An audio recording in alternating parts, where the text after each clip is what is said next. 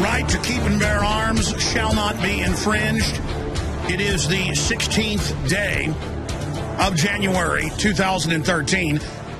We have been watching and taking notes. It's exactly what we thought. 23 devastating attacks with executive actions and executive orders on the Second Amendment. Doctors are going to spy on people and report to the CPS if you own guns in the home, even though they're not illegal. They are to harass gun owners. They are to SWAT team gun owners' homes.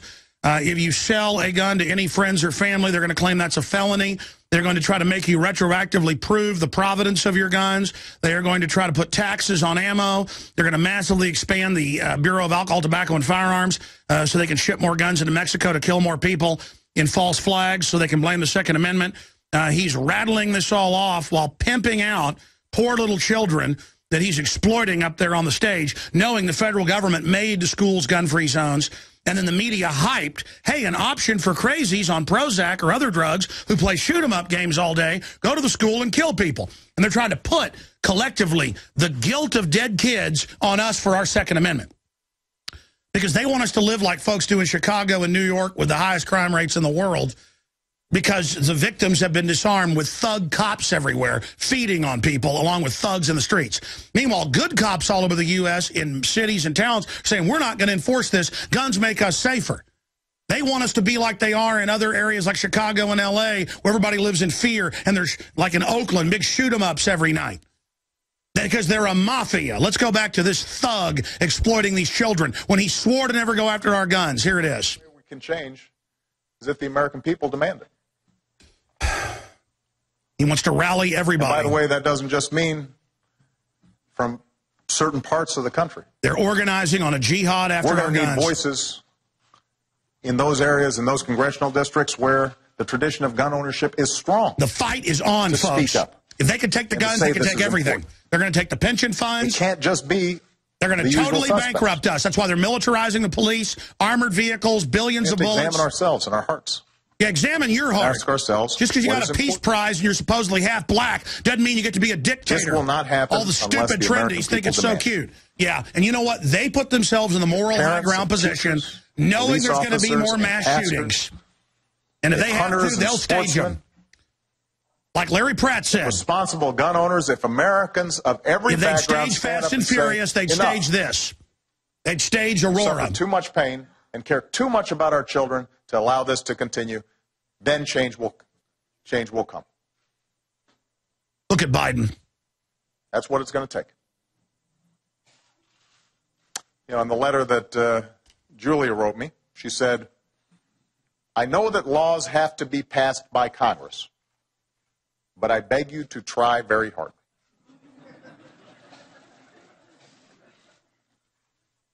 Julia, I will try very hard. Folks, this is so sick. He's now, she's right. Looking at the little children. Now the children are going to tell us, turn our guns in. The government they need to bring these proposals up for a vote. Goes and says the kids say do this. Need to make sure that they do. Unbelievable. The president rallying to overturn the Second Amendment and using 5- and 6-year-old children. Universal background checks to keep guns out of the wrong. Fade that down. Ask them if they support. That's killing private transfer, giving guns as gifts, which they know. Ladies and gentlemen, this government shipped guns into Mexico to cause carnage. The CBS News got the memos to blame the Second Amendment. They killed thousands over there, hundreds over here, including 5 police officers, 3 of them Border Patrol, conservatively. They are so cold-blooded. And these sweet little kids up there he's using, again, this is what Al Gore said a few years ago. He went to public schools and said, you heard the audio, you tell your parents pay carbon taxes. You tell them, you know best. Every authoritarian society goes to the kids and says, you tell your parents what to do. This is outrageous. And so they handpick kids' letters that have been mailed in, Million Mom March kids and other people, and then they sit there and display them and go, I'm going to get the guns for you, little kid, and now you're against the little kids if you don't take the guns. I mean, this is so transparent. But this is a guy that lied to everybody and said, I will not raise taxes unless you make $250,000 a year, and he raised it on people making $30,000 a year. And even lower in some actuaries. Obama phone lady got her latest paycheck, and they took even more out. Everybody in my office gets more taken out now. And that's just the beginning. It's all these lies. It's like being informed is like torturous. Let's go back. Let's go back right now, back to the would-be dictator, who, again, is saying Congress needs to do this, but I do have to worship freely and safely. That right was denied to Sikhs in Oak Creek, Wisconsin. The right to assemble peacefully. That right was denied now he's saying the Second Amendment is attacking all our other rights. No, Aurora, the Colorado. drug war has created a thug culture. The giant prisons are colleges of crime, and we've got guns that are holding your crime wave back. Fade him down. That were denied. We are holding your crime wave back, and you hate the fact that crime using guns in the last 16, 17 years has dropped 49%. And that overall violent crimes dropped 21%, FBI.gov. Real local numbers compiled and filed. You hate that concealed carry is pushing back your urban crime wave. You hate the fact that people in big cities illegally have guns to protect themselves. You hate it. You want total control to do to us whatever you want, you gangster thug. And that's why I've written a citizens move. And people ask me, well, how are you saying citizen? It was like citizen arrest. I filed articles of impeachment publicly at prisonplanet.com and Infowars.com that I wrote last night in consultation with Paul Watson and Aaron Dykes, where I lay out where congressmen and others have shown where in the Constitution, Obama is done impeachable offenses clearly on their face, saying the UN runs our military and Congress isn't over war now, saying he can shut down coal power plants without a law, telling Congress fly a kite, saying he can launch Libya and Syria attacks and telling Congress to go to hell, saying he's going to have orders to restrict guns outside of law, running fast and furious, caught lying about that. It's all listed there, and that's meant now to get that passed around. It's kind of like when a state passes a law and then other states pick up the law, and even if that state doesn't pass it, the law being written may be adopted by others. I've just put out a basic template to everybody, and God bless DrudgeReport.com last night for linking to it and getting it up there. InfoWars is getting its record all-time 15-year traffic right now. I've had InfoWars 15 years, but on air 17. Record since 1997. Record traffic right now, and the site is up and down, and I'm trying to hire more IT folks to help the guys I got. They're like Scotty in the engine room. We're hiring consultants, you name it, but I mean, it's just sustained. Instead of 1 million visitors between the sites every day that we normally get, it's like 2-3 million a day. And so we're trying to keep it up, but my citizens petition, citizen files petition to impeach Obama. Citizen files, in fact, let me give you the exact headline here. It was up on Drudge Report. It was up there since last night. It may have been taken down. The only place I could go find my own headline is on there because my site had gone down. The point is that it's up on Infowars.com, and it is right there. Citizens file articles of impeachment against Obama. We can actually put that up on screen for everybody, and it goes through it all.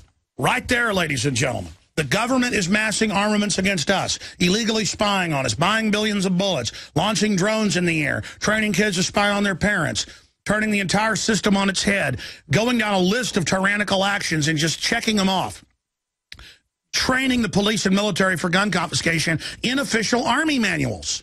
In fact, we need to add that as articles of impeachment. Since 2010, Obama has directed the Secretary of Defense to add this training for domestic operations. Here he is shaking hands with the poor little kids. Let's put it back up there. Those poor little victims. Take the guns or you don't support these kids. Totally disgusting. We've got it all recorded. We're going to be playing clips of this throughout the broadcast. But citizens file articles of impeachment against Obama. It is up on Infowars.com. And again, if the site is down for you, you can simply type in citizens file articles of impeachment against Obama, and it's signed by Alex Jones. Just like I can go in and swear out an affidavit that I saw my neighbor burying somebody in their backyard. Just like I can go swear out an affidavit that I saw my neighbor dumping poison in the well. Just like you can swear out an affidavit that, yes, you saw this guy run out of the liquor store with a bag of money in his hand. Well, I've seen treason, I've studied the Bill of Rights and Constitution, and I've gone and seen what the constitutional lawyers are saying and members of Congress. This is all impeachable. He's already done a bunch of impeachable stuff. And we're always like, if you do more, we're going to start impeachment. If you do more, and they tell people in Congress, you want your airplane to blow up? You want your car to run off the road? Because these are gangsters. Well, you know what? I'm here. You know what? They kill me. That's the way it is. I'm like my forebears. I cannot be a slave. I know tyrants when I see it, and I am not going to. Let me tell you this. You either leave the country, and it's a global government. They're taking over everywhere. The same corporate fraud, the same corporate fascism, using socialism to indenture us, to enslave us, to domesticate us. You either leave the country or you fight back. Because let me tell you something. They are going to drop the hammer. Folks, they've signed us on to $1,500 trillion. The Chinese government, communist, that have... Folks, type in Bloomberg. I want to show them a photo of it. Suicide nets at Apple factories. The 20-story factories where they drug them and they do forced abortions. So all they do, by the hundreds, we're jumping off to commit suicide. So they put nets there. One person jumps, everybody copycats and goes up to jump because they're there. They're drugged. They're made to work 18 hours a day. They put help me notes in the packages inside Apple's Foxconn factories. That Al Gore's on the board. He's the one that demands they have the worst pay in China. Slave labor. Suicide nets installed at the dorms. Okay, they live in 100-square-foot cubicles, just like Bloomberg wants to set up. This is a plan. The globalists made a deal with China in the 70s to have the lowest standard in the world, to leverage out the United States and to buy our debt. The globalists are clients with the Chinese government against the American people, against their own people. And the Chinese government came out 3 weeks ago and said, we own your debt. Take the guns. That's an order. That is a UN order through the Chinese. I mean, they said, you will take the guns, we own your debt. And Obama is hell-bent to get them. Of course they sent mercenaries in there to do that. It's the oldest trick in the book. Same thing with Colorado, has all the signs. You send in the shooters, have the mental patient saying, I don't know who I am, drugged up in the parking lot, or you shoot the drug head in the back of the head and your guys get out. Let's settle down here and be as calm as I can about all of this. But you have to understand something. They have passed laws, 5 years ago, where they can basically take private pension funds. They haven't started the full move to get them. They've done some tests. They're talking about taking federal pension funds. You notice in Europe this is happening. You notice that they got massive tax increases through, including on the poorest working Americans. 14 different taxes in the last raft of legislation that they rammed through in the fake financial cliff. Now they're back saying, oh, we're in debt again. Bernanke, the real head of this country, the head of the private Federal Reserve, said yesterday, let's just get rid of a debt ceiling entirely. They've decided to go Weimar Republic. They've decided to go Zimbabwe. And do you know what that means? It means hyperinflation. But stag hyperinflation, because you're not going to have jobs on top of things increasing in price. And you're going to go from 25 million to 50 million on food stamps. We've now crossed that Rubicon to 100 million. And crime is just going to explode. But see, these big city mafia types, they know what they do. They shut things off, get people dependent, ship in the drugs. Government ships in most of the drugs. That's on record. Congressional hearings, 1997, Solicitor General of the CIA. It's on record. Everybody knows that. They destabilize the society. The working people, the middle class, get scared and say, take whatever rights you want, just keep me safe from the street thugs. And they know exactly what they're doing. The problem is you've had gun ownership in all 50 states go off the chart in the last 20 years, roughly. Gun ownership has exploded. The gun culture has exploded. And so you've seen a 49%. I did a report on this last week. I'm going to do another one today or tomorrow with the FBI.gov numbers. Because, you know, I kept showing violent crime down 21% in the last 15, 16 years. 11 points of that in the last, since 2007, last 6 years roughly. So it's accelerating the drop in overall violent crime. Muggings, stabbings, beatings, shootings. And then I was there watching Fox News, and they were at FBI.gov, and they showed crime with guns down a whopping 49%. You can go to FBI.gov. I know the media is listening. Go look it up. Fox News had it on. I got my iPad, typed it in, went and found it. People were saying to me, Alex, it's higher crime rate drop than what you said. Why are you putting out this info? I was going off one statistic. 49. They cannot stand that, folks, that you're in charge, that you've got a gun, that criminals are scared, that every day there's a new 911 tape in the news. But it's always just local, never national, where the woman's on 911 going, don't come in. He's busted down the front door. I'm going in the bathroom. 911's like, yes, don't engage him. Go in the bathroom and hide. He's busting down this door. His arm's coming through a hole. He opened it. I'm going to shoot him. Boom, boom, boom, boom. Dead. Or the guy crawls out and dies on the street. Or crawls out and is bleeding and the cops come and get him. That's what we're talking about. You see it constantly because of sites like Infowars.com and WorldNetDaily.com and DrudgeReport.com that break the establishment media blockade. ABC, NBC, CBS, they will never, ever, ever, ever, ever show you that information. 49? I didn't even know that. I mean, I'd heard the numbers and seen them over the years, a 20+% reduction in violent crime within 3 years after a concealed carry went in Florida. Same number in Texas. But I guess it's been compounding now over the last decade or more. 49. I was sitting there and I go, that can't be true. 49.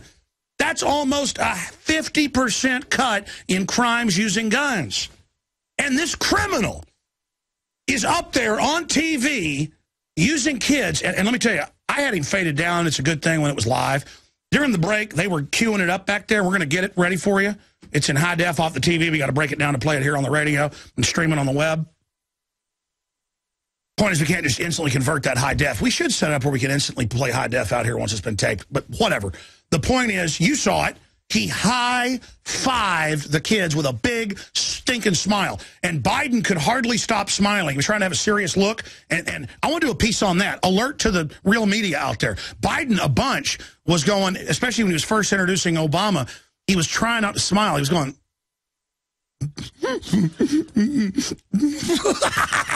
yeah, I'm going to get that guns, baby. Oh, yeah, I'm a gangster. I mean, Biden is a gangster. He is a thug, and so is Obama. They're a bunch of slick thugs. Let me tell you something. Your Chicago, New York gangster crap doesn't fly in Texas. You got that, scum? Settle down here as best I can. I want to open the phones up so you can respond to this. David Knight's got the transcript, one of our reporters in there, of Obama and Biden's speech. You notice of the 23 executive actions and executive orders,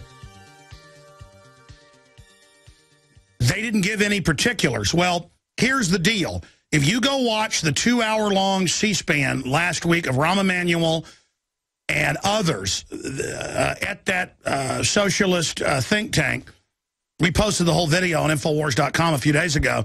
They lay out the whole plan. He says, we're just going to let police take the guns. We're going to just target gun owners and claim they have the guns illegally. We're going to shut down the gun manufacturers. We're going to lean on the gun sellers. We're going to use mafia tactics. That's what he's saying. And, again, they're going to deputize the medical tyranny, the same people that are already giving kids shots without parental consent, to basically call in endangerment orders when they call your kid aside and ask them about guns. They had to pass a law in the health care bill that conservatives put in there to where they made it illegal for them to do that. But Obama doesn't care. He says, I'm telling doctors you do this. It was doctors that put that guy, Lanza and Holmes, on all those psychotropic drugs. And Harris and Klebold, and the list goes on. And nothing was said about drugs in that speech. I've got the transcript. I didn't watch the whole thing because I was talking over it. But correct? That's what... I mean, that is just... That is... Yeah, let me have that transcript. I forgot and left it out there. Thank you. I mean, that is just amazing. By the way, DrudgeReport.com... it has all the latest stuff on this. So does Infowars.com. The problem is Infowars is up and down because of the incredible traffic. Kurt thought it was a denial of service attack. They looked at the traffic. No, it's all-time record traffic, which I'm not happy about. I would, if we turn this country around, I would literally have a show about science and a show about literature and movies and about camping and stuff. I would have a once-a-week, 3-hour radio, TV show, variety show. I mean, I'd have, like, magicians on and stuff. I would have interesting, it'd be like a Johnny Carson show, okay? I don't like having to do this, but I am completely possessed with resistance to tyranny. I am completely animated. I cannot control myself. I can hardly sleep because I know we're dealing with criminal tyrants. DrudgeReport.com, there it is. Citizens file articles of impeachment against Obama. And then you go to Infowars.com, and it is right there. And again, I wrote articles of impeachment a year ago that didn't get any attention. I wrote this with Paul Watson over the telephone last night because he can type better than I can. It would take me 5 hours if I typed it myself because I just make mistakes and go back and use a spell checker. So we wrote this in about 2 hours together on the phone, but I think I probably need to get Watson on the phone during a break and just add, so people understand, the original Declaration of Independence started as citizens' petitions called Bill of Particulars in all of the 13 colonies, circulated listing the crimes that government was committing against the free rights of an Englishman that they'd fought in 1215 to get, and then again with the Parliament Act. Most of the Parliament supported our secession until the King of England basically threatened to arrest a bunch of them, and King George III rode to Parliament and addressed Parliament that was unheard of and said, your duty as Englishmen is to get in there and take down these rebels. And they again, threatened to arrest more people if they didn't get in line. So the king bullied. They would have kept the colonies. We'd still be part of England, folks. If they, but like, hey, I'm a British citizen. My ancestors fought for the right for me to have guns and swords and cannons. And I need these to protect myself from the French and the Spanish and the Indians. They were all fighting each other. They were all teaming up together at different times. I mean, it was amazing. There were wars where you'd have 10,000 people get killed. I mean, there were just, the Westerns all advertise everything that happened, from the 1860s on with the Comanche and the Apaches. That was nothing. There were wars with, weird rebel settler groups, like something out of Conan the Barbarian, and, 20,000 Indians with groups of whites and escaped slaves, in Andrew Jackson's time and before, that would come pouring down out of the Illinois territory.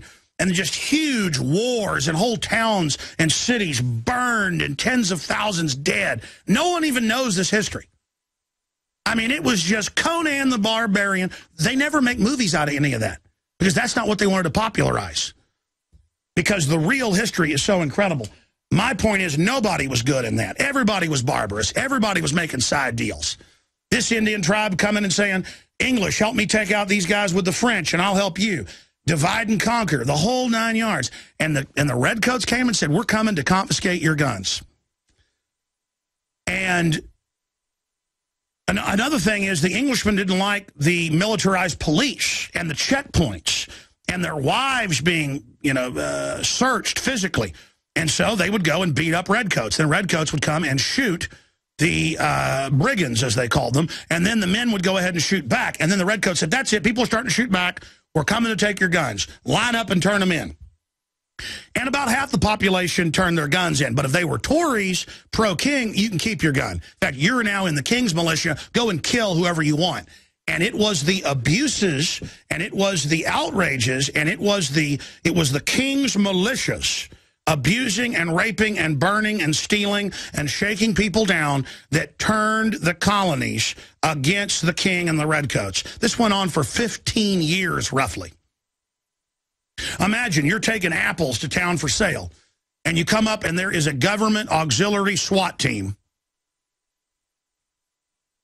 aiming a cannon at you out of the back of the wagon, and they got guns aimed at you, and they say, get out.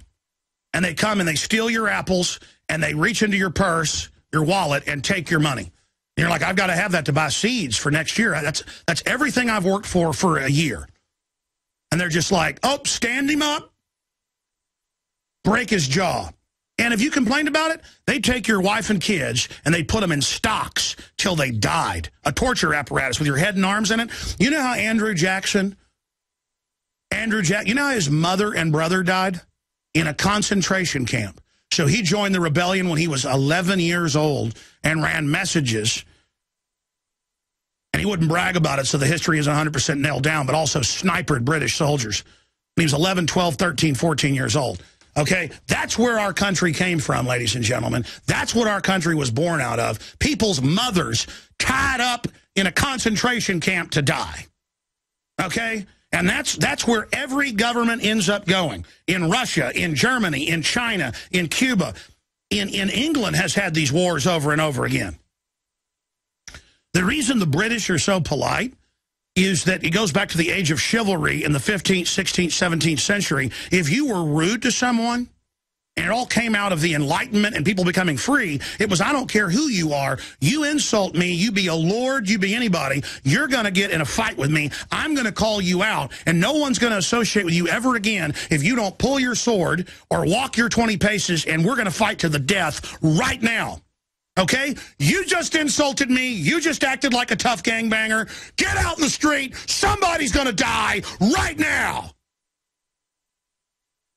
An armed society is a polite society. And if you're watching me on TV today, if you're watching the radio streams on TV right now, you notice I'm wearing my camouflage duck hunting jacket. And, of course, in a real urban warfare situation, camouflage would be a sports jacket, suit, and tie. All right? With a collapsible rifle in the small of my back.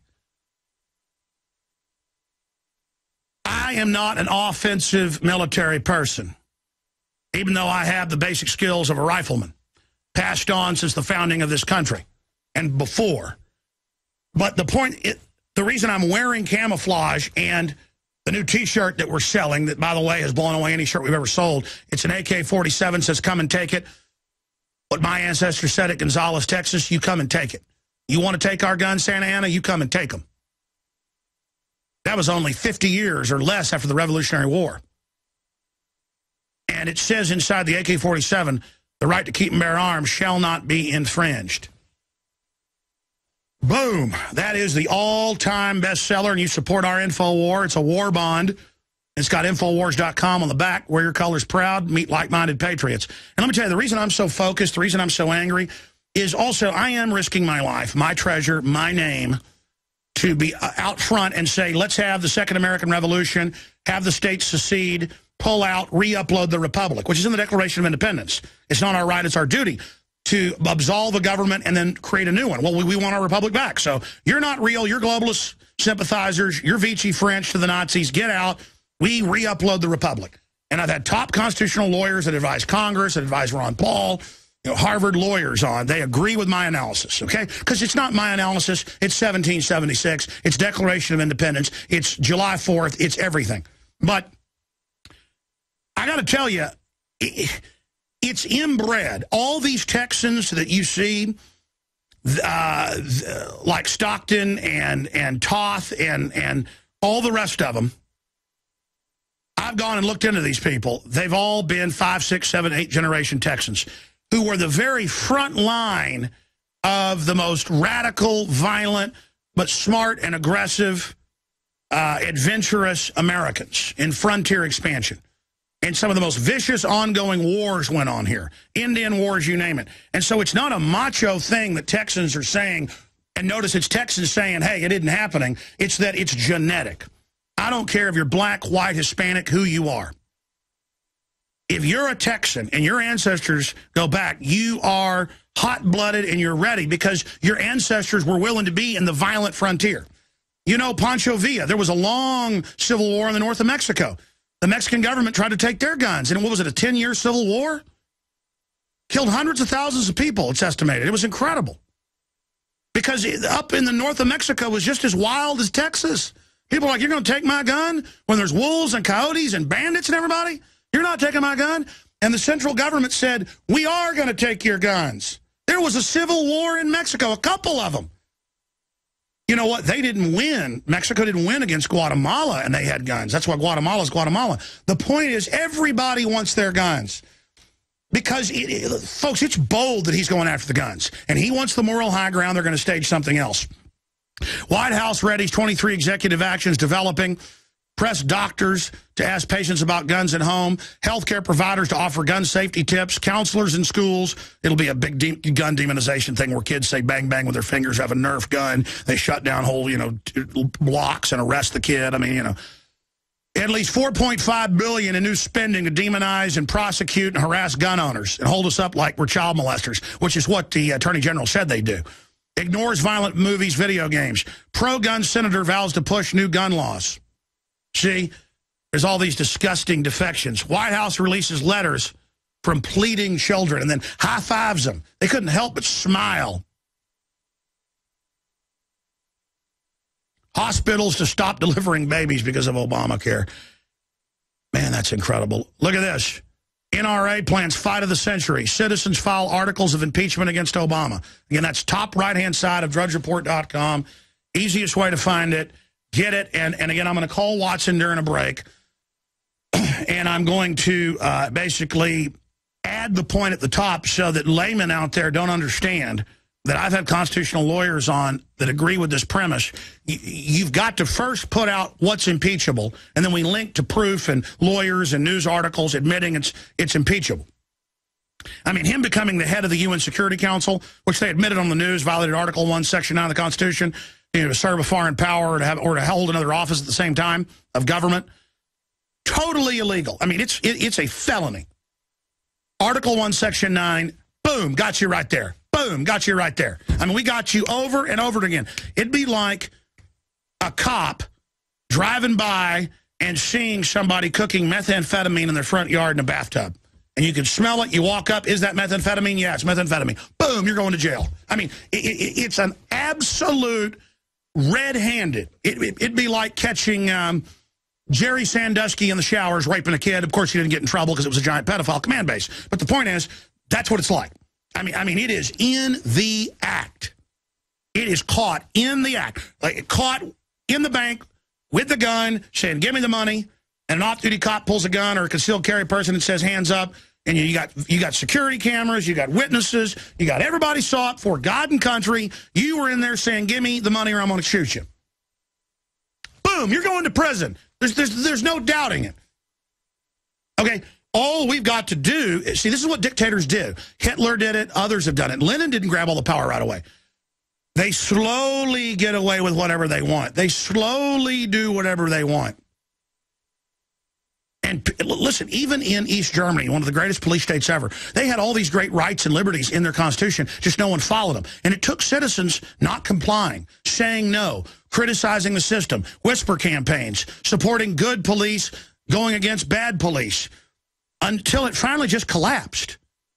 I'm going to take a few phone calls in this segment and the next. Then we're going to get Pastor Manning on with his take on this. You know, he prayed for me when I was in New York, and he prayed when we were getting stalked by Bloomberg thugs. And I want to get his take on all this, because he said, you watch, Obama's going to try to become a dictator. And I was naive 4 years ago. I knew he was bad, but I didn't think they'd move this quick.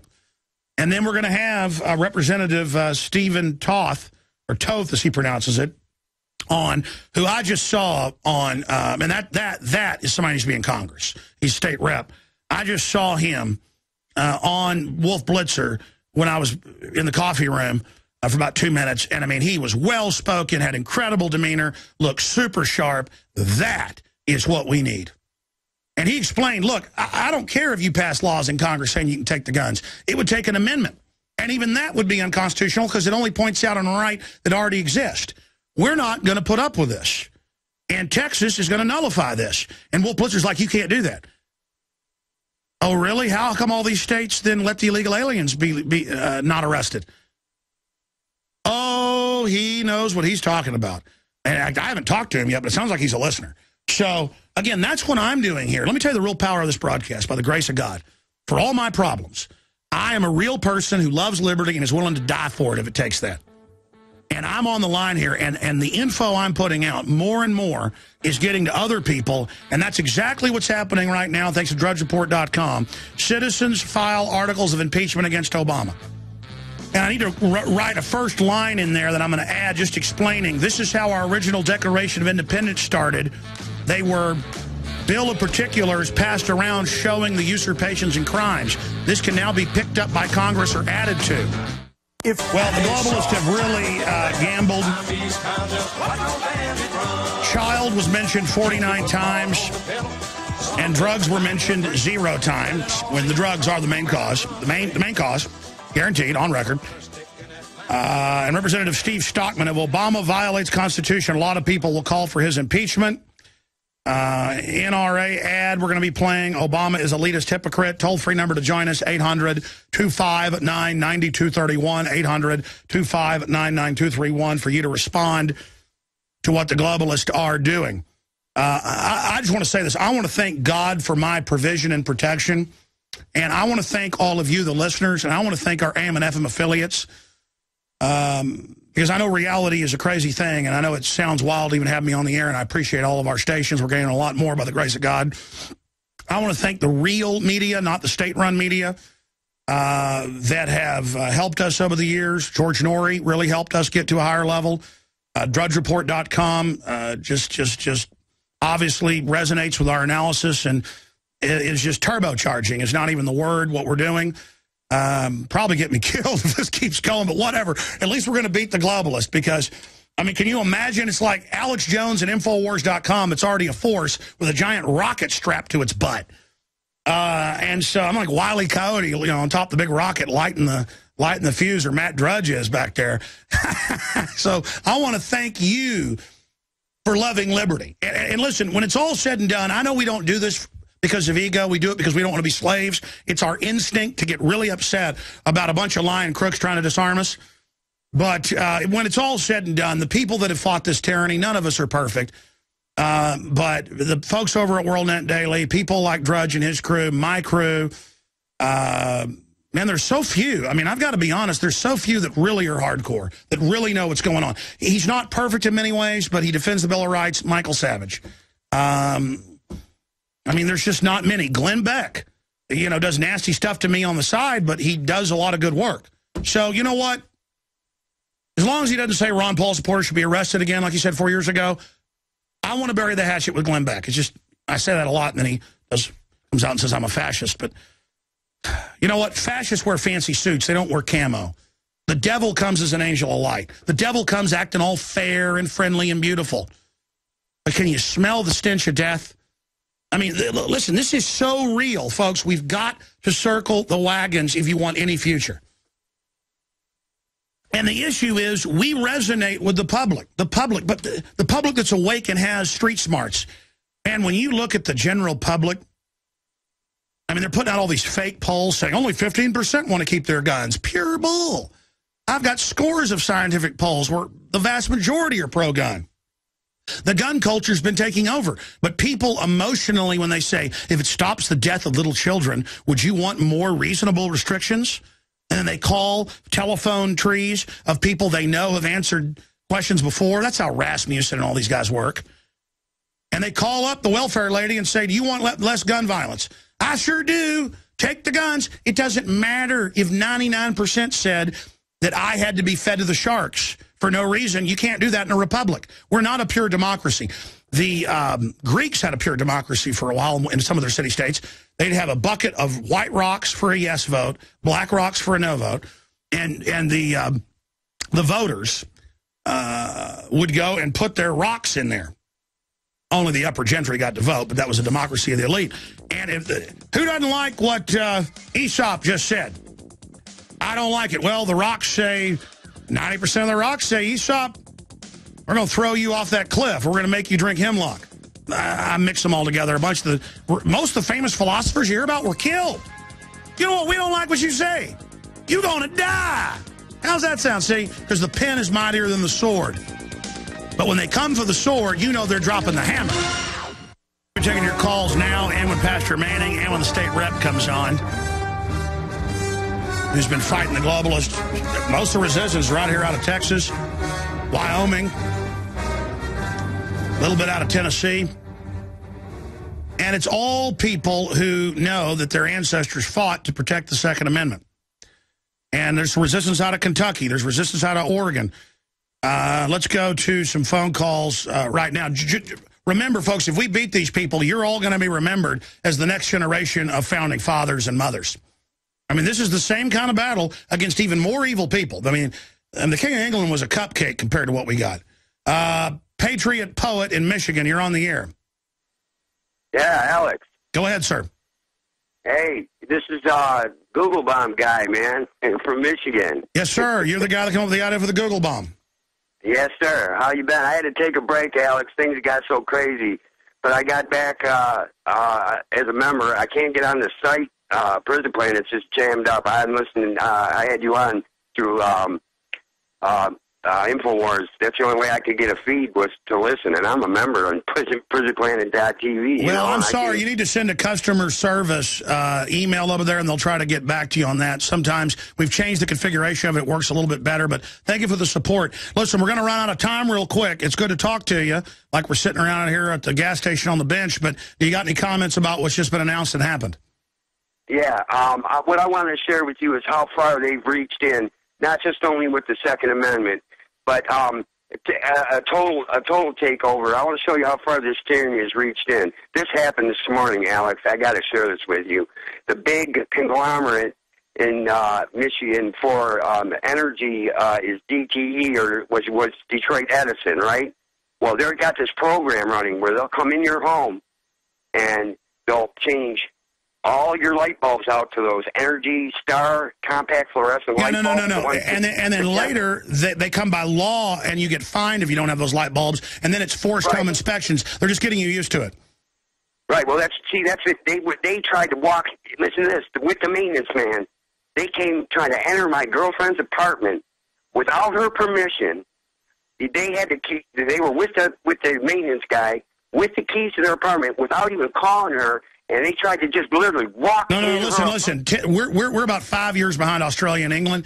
They always start this stuff as voluntary, then it becomes mandatory. I appreciate your call, brother. Good to hear from you. Send an email to customer service at prisonplanet.tv. Okay, let's go to Shannon in Ohio. You're on the air.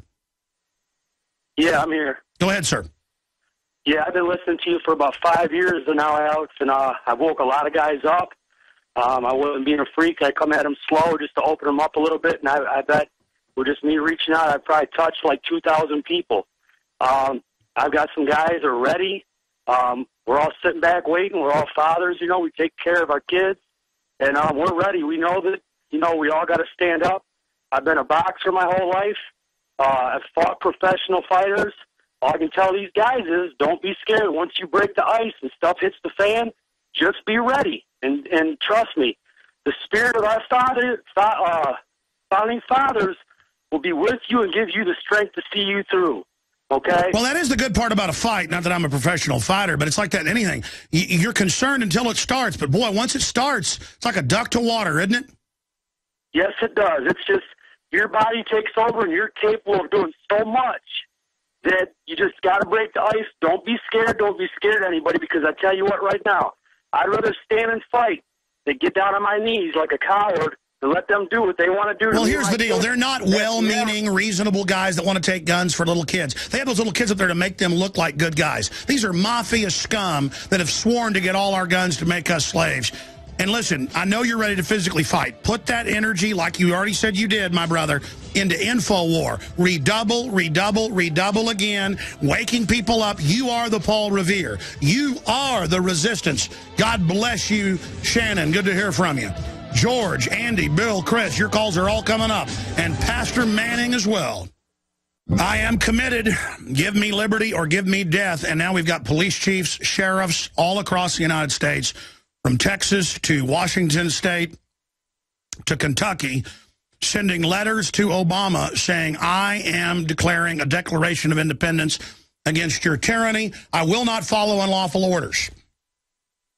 And we need more towns, more cities, more county judges like Judge Head in Lubbock, who are getting on the show, talked to his office yesterday, to stand up and say, we're not going to comply with this.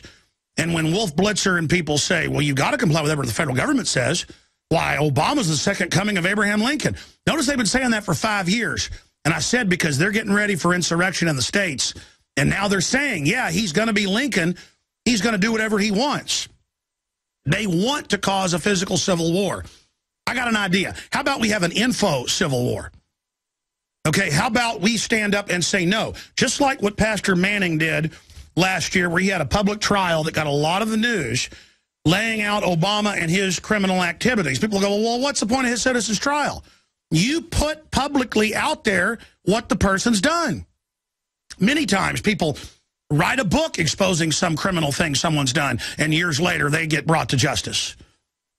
We've had police officers and others on that are trying to bring Bill Ayers and others to justice for bombings they have evidence they were connected to but didn't stay in prison for. And they've got witnesses. And it's the same thing. You've got to keep going after them, and that's why I put out a citizens filing of articles of impeachment, because it lists, from deep research from constitutional lawyers, all of the different things he's done that are impeachable on their face and beyond that. There's a new hostage crisis. Al-Qaeda-linked group says 7 Americans among 41 hostages seized in Algeria attack. Our government is giving unlimited weapons in Libya and Syria to al-Qaeda jihadis who were then running all over Africa attacking people. I mean, that's one of the articles of impeachment. It's admitted. Our government is giving heat-seeking missiles to these people. They're putting the Muslim Brotherhood in all these countries. And then saying the TSA needs to go down my pants because of them. Look at drudgereport.com. Citizens file articles of impeachment against Obama. Second congressman suggest impeachment. See, one said impeachment yesterday if he tries executive orders.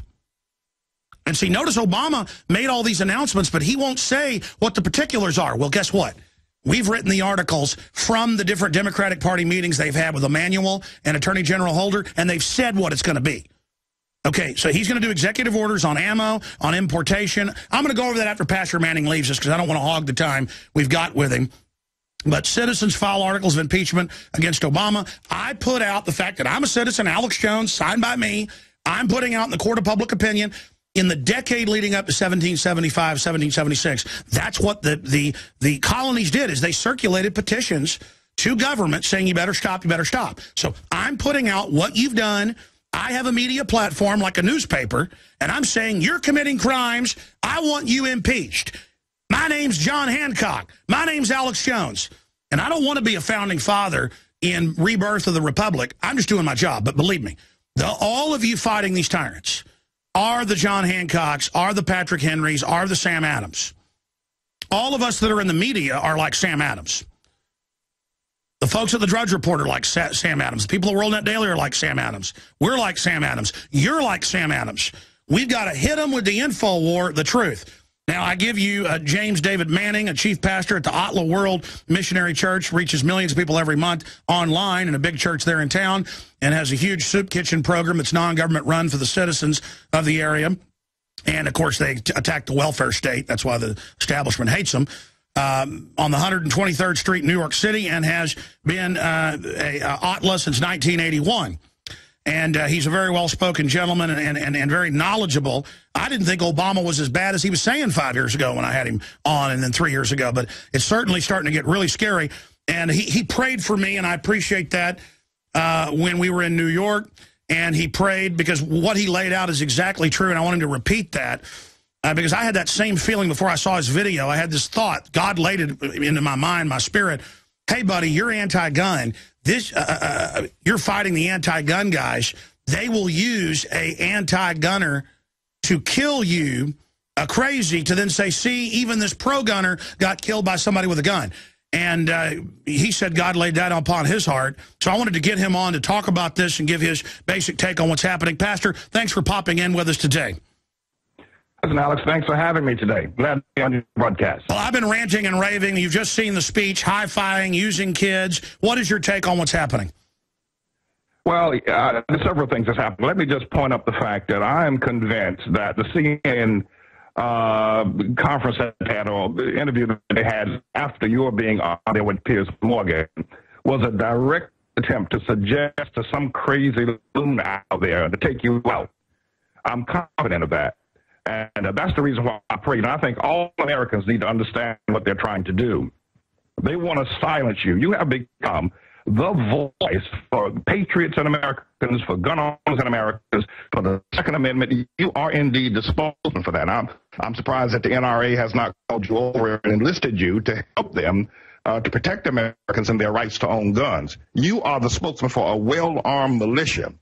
And Obama doesn't want that. And we need to be aware of the fact that Obama is the type of person, and the people we're dealing with at present, they are the type of people that will take you out. They have no problems seeing you put in the grave and sending someone to take you out, or even sending someone from the perhaps from the military or some other organization to take you out.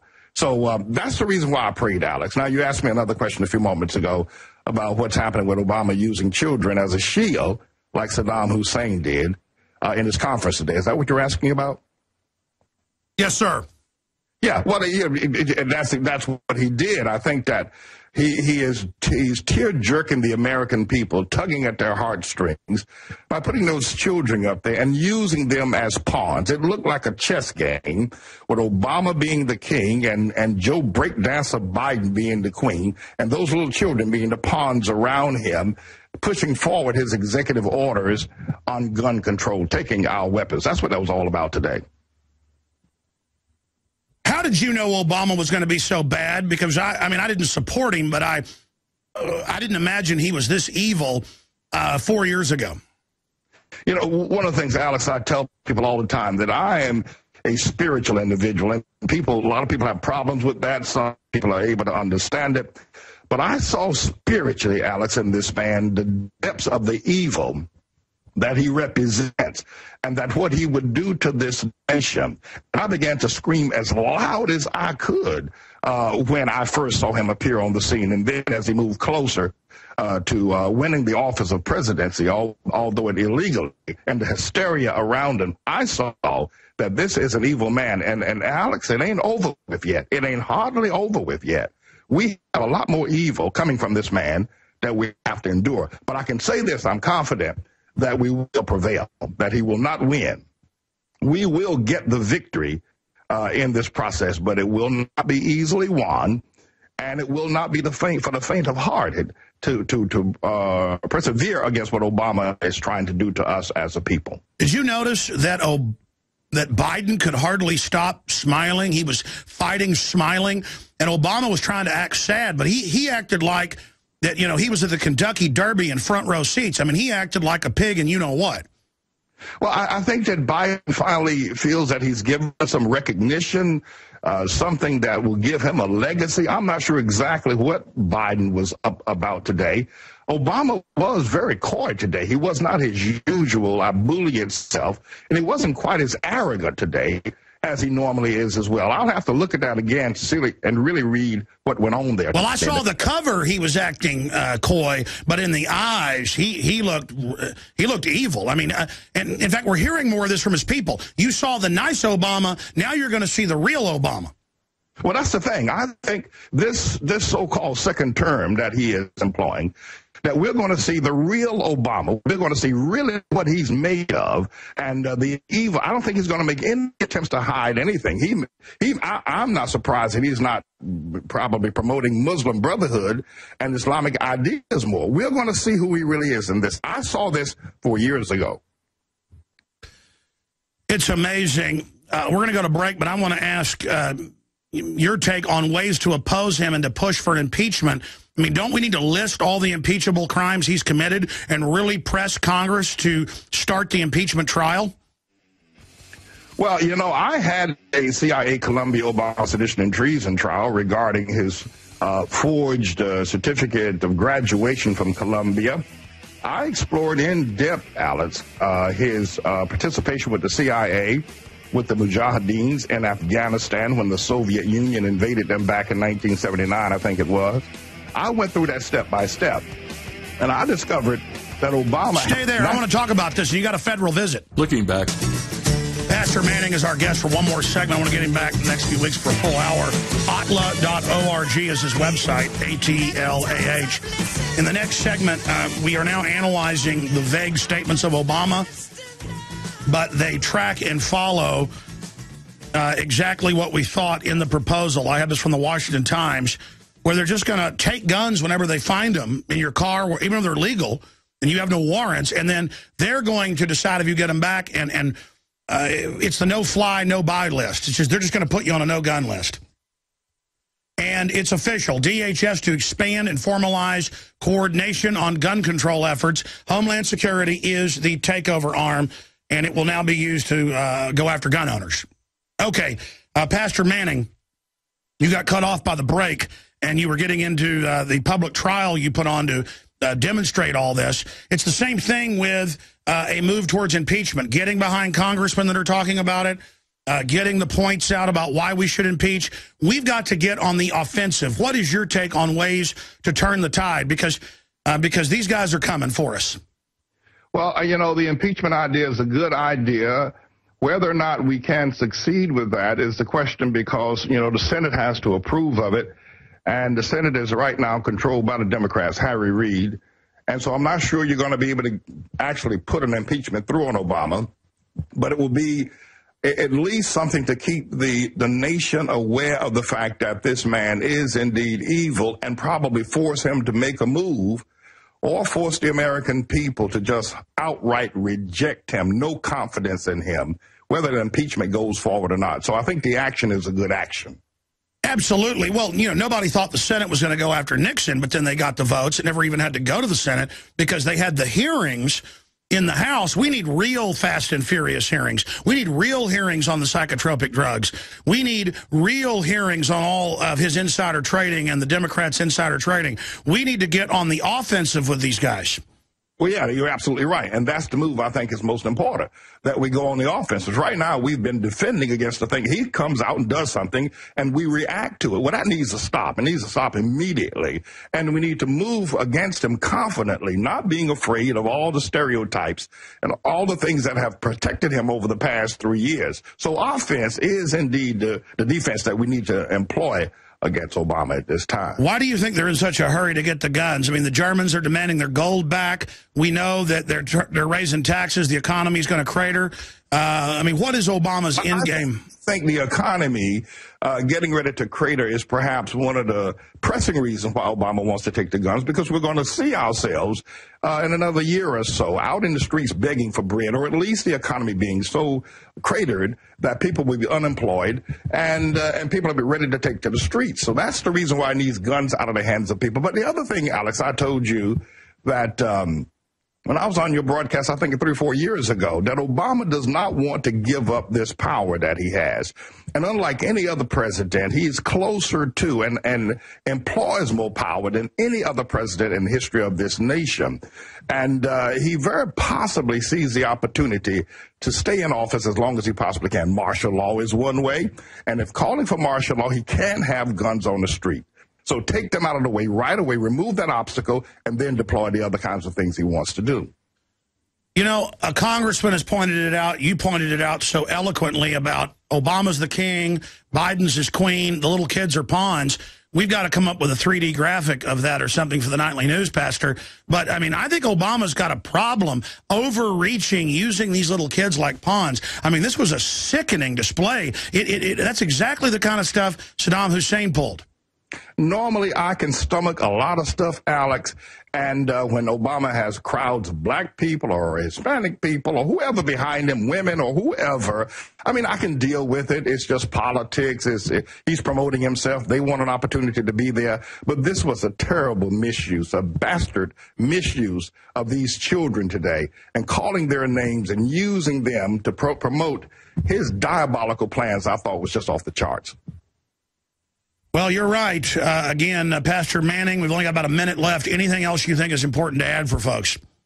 Well, I want to ask America to pray for you, Alex. I mean, I don't think people realize just how serious this issue is.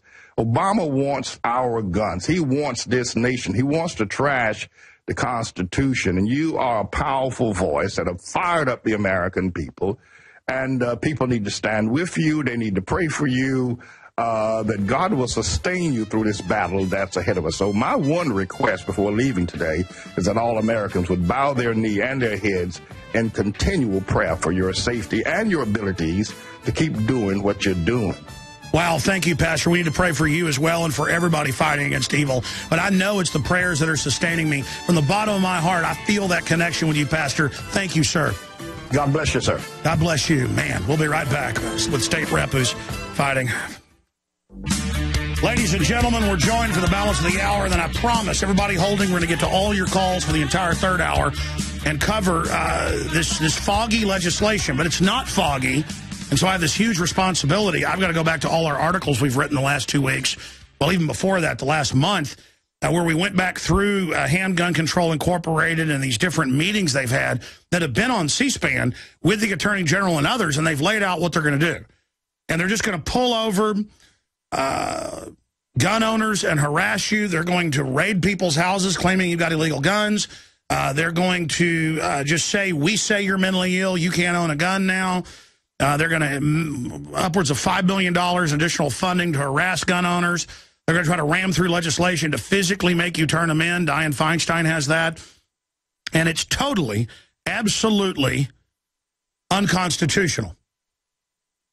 And it's unconstitutional on its face. And we had President Obama running 4 years ago, pledging to never try to take any guns. And you have the FBI crime statistics of gun crime the last 15, 16 years. We're going to show these again in a moment. Down 49% nationwide on average, and 20+% reduction in total violent crime.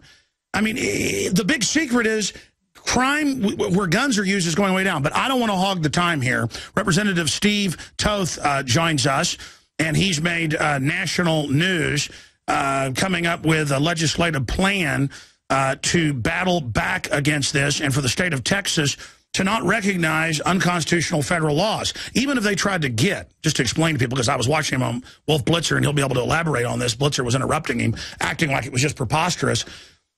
Congress could pass a law saying turn your guns in. It's really unconstitutional and abhorrent, and you'd have to get a constitutional amendment, and even that is highly debatable because it doesn't give you the right. It points out the unalienable right that's already there. So he joins us. His career began at a company, Johnson & Johnson Company, and led to work as a regional trainer where he developed and practiced management consulting program called a Residency to Retirement. He served as director of marketing for ATLAH. It goes on to 99. The point is he is an entrepreneur out there, not one of these sponges, and he's been involved with the Tea Party, and involved in a lot of different community and church organizations. And it's just really exciting to have him join us, State Representative Steve Toth. Thank you so much for coming on, sir. Hey, Alex, thanks so much for having me. You bet. I mean, I'm chomping at the bit here because this is so outrageous. Why do you think Obama's coming for the guns? And what do you think of him like Saddam Hussein surrounding himself with children? And then we'll move into your legislation. Well, I mean, it goes all the way back to Rahm Emanuel. Don't let any crisis go to waste. This is part of their agenda. This has always been part of their agenda to make it difficult for law-abiding citizens to own a gun. What was your take? Did you have a chance to watch his speech? Yeah, I did. I was actually in the studio here in Austin while he was giving the speech. And again, it's funny because Wolf Blitzer said, after it was done, he said, he gave it in great detail. Well, I'm sorry, there are 23 things, and he laid out maybe 3 or 4 of them. And at the end of the day, this is no different than Obamacare. You deliver a bill that's 4,000 pages that no one has a chance to read. It gets voted in, and then it goes miraculously, goes from 4,000 pages to 40,000 pages. And this is how he does things. And it's just at some point, we've got to say enough is enough and stand up and say our Constitution matters. We're not a democracy. We're a constitutional republic. We don't vote on whether or not we have liberty. We don't vote on whether or not you can or can't do something. We have this article. It's called the Constitution. Our rights come from God and are enumerated in that document. And it's very clear about what we can and can't do. I agree with you, and your call for the Second Amendment Preservation Act here in Texas has become a big national story. A lot of other states are saying they're going to try to introduce similar legislation, and Wolf Blitzer was trying to interrupt you so that you couldn't explain the constitutionality of this and how it works, but I want you to be able to elaborate on it. But expanding on that, 800-plus cities, 30-something states, last time I checked, don't arrest illegal aliens for even drunk driving because they're just above the law. They don't arrest them for being illegal. They don't even take them to be deported. They won't deport most of them most of the time now because Obama signed an order. Now, that's all unconstitutional with the feds and the states ignoring the law. Well, why can't we ignore federal laws if they're clearly unconstitutional? Exactly. I mean, you nailed it. You absolutely nailed it. At some point, you've got to draw a line in the sand and say, enough is enough. We're not sliding anymore towards a king. I grew up in upstate New York. I moved my family here because we believed it was the greatest state in the nation, greatest opportunity to raise our children in freedom and prosperity. And the thing that gets me about what's going on in New York right now, where they're limiting lawful people to own a gun, make it more difficult for them to get a gun. It was just 3 or 4 weeks ago that this crazed killer, this is a guy that beat his mother to death with a hammer. He beat his mother to death with a hammer, bludgeoned her head with a hammer. No, by the way, hammers are the reason.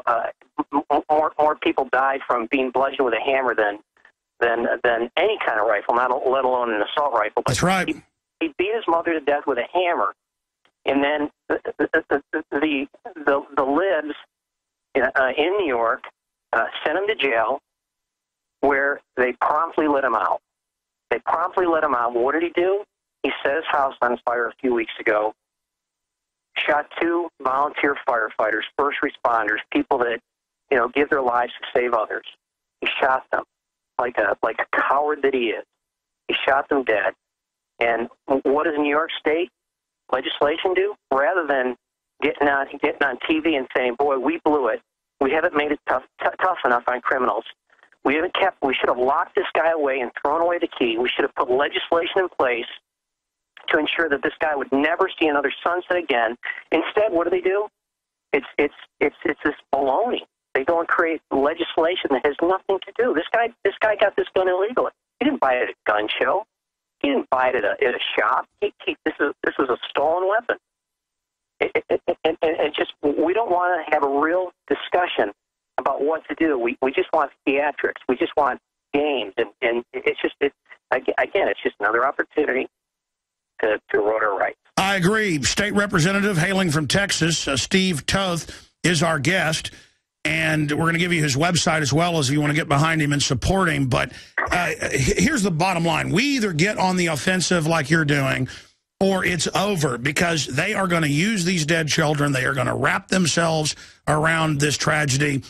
They are going to bill all gun owners as responsible, calling the NRA mass murder enablers, saying gun owners are all secretly Ku Klux Klan, as Fox Sports has said. We either get on the offensive and say, in every case, and it's now come out with the Batman shooter, that he was on a bunch of psychotropic drugs. They've been on drugs where the inserts say they can cause you to commit mass murder or kill yourself, a massive increase. The guy that shot an Austin cop for no reason at a Walmart, was bombed out of his brain on Xanax.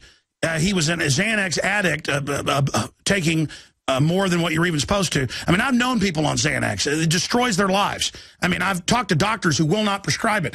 And of course, I mean, I heard this guy shot a cop for no reason. I said, I bet that guy's on psychotropics. Boom, he was on antipsychotic, basically. And now the Batman shooter, Harris, Klebold, in like 99% of the cases, they're trying to suppress the file on Lanza, who tried to buy a gun not once, not twice, not 3 times, not 4 times, 5 times the month before, couldn't.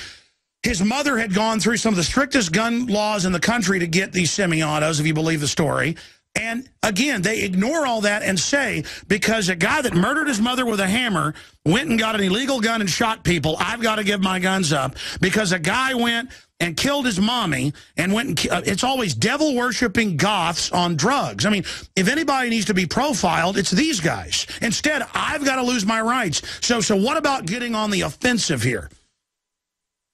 Yeah, that's it exactly. I mean, everyone in every state has got to take an interest in this thing. If you think that this is just about guns, you're crazy.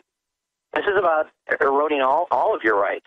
And I said to Governor Perry last night, and he's behind this as well. And had such a great discussion with him. He walked up to me when I was talking to him about the bill, and he grabbed me by both arms, and he said, Steve, he said, this isn't about hunting. This isn't about my right to be a sportsman. If I want to use an assault-style rifle to kill hogs, that's my right. And if I don't want to kill hogs and I just want to have that in my gun safe in case I need it against the federal government or whatever, that's my right. He is just a liberty-loving Absolutely. governor, and I'm thankful he's my governor. But, you know, the deal is y'all need to reach out to your elected officials. This is a fight that we all need to be involved in. And it's not just about guns. It's how we educate our children. It's the kind of food that we eat and drink. It's everything. We've got to stop this, and we've got to stop it now. Well, I mean, I've disagreed with Rick Perry on quite a few things, like the NAFTA highway and stuff, but the governor has been resisting and really defending the Second Amendment, and we need to see more of that. And I've got to say, I'm proud of Texas, but also Kentucky, Washington State, many other states that are resisting. But I have introduced into the public forum articles of impeachment. And we've got a Texas congressman who has said he will introduce articles of impeachment if Obama tries to use executive orders. Well, now he's saying 23 executive orders, but like you said earlier, won't tell us what they are. Well, I know what they've said they're going to do because the anti-gun groups have press conferences on C-SPAN. I mean, I know what they're going to do. They're just going to have the federal government put you on a list, no judge, no jury, and say you can't own a gun. They're going to ban importation. Go ahead. A couple days ago, he was talking about there's got to be an administrative fix or solution.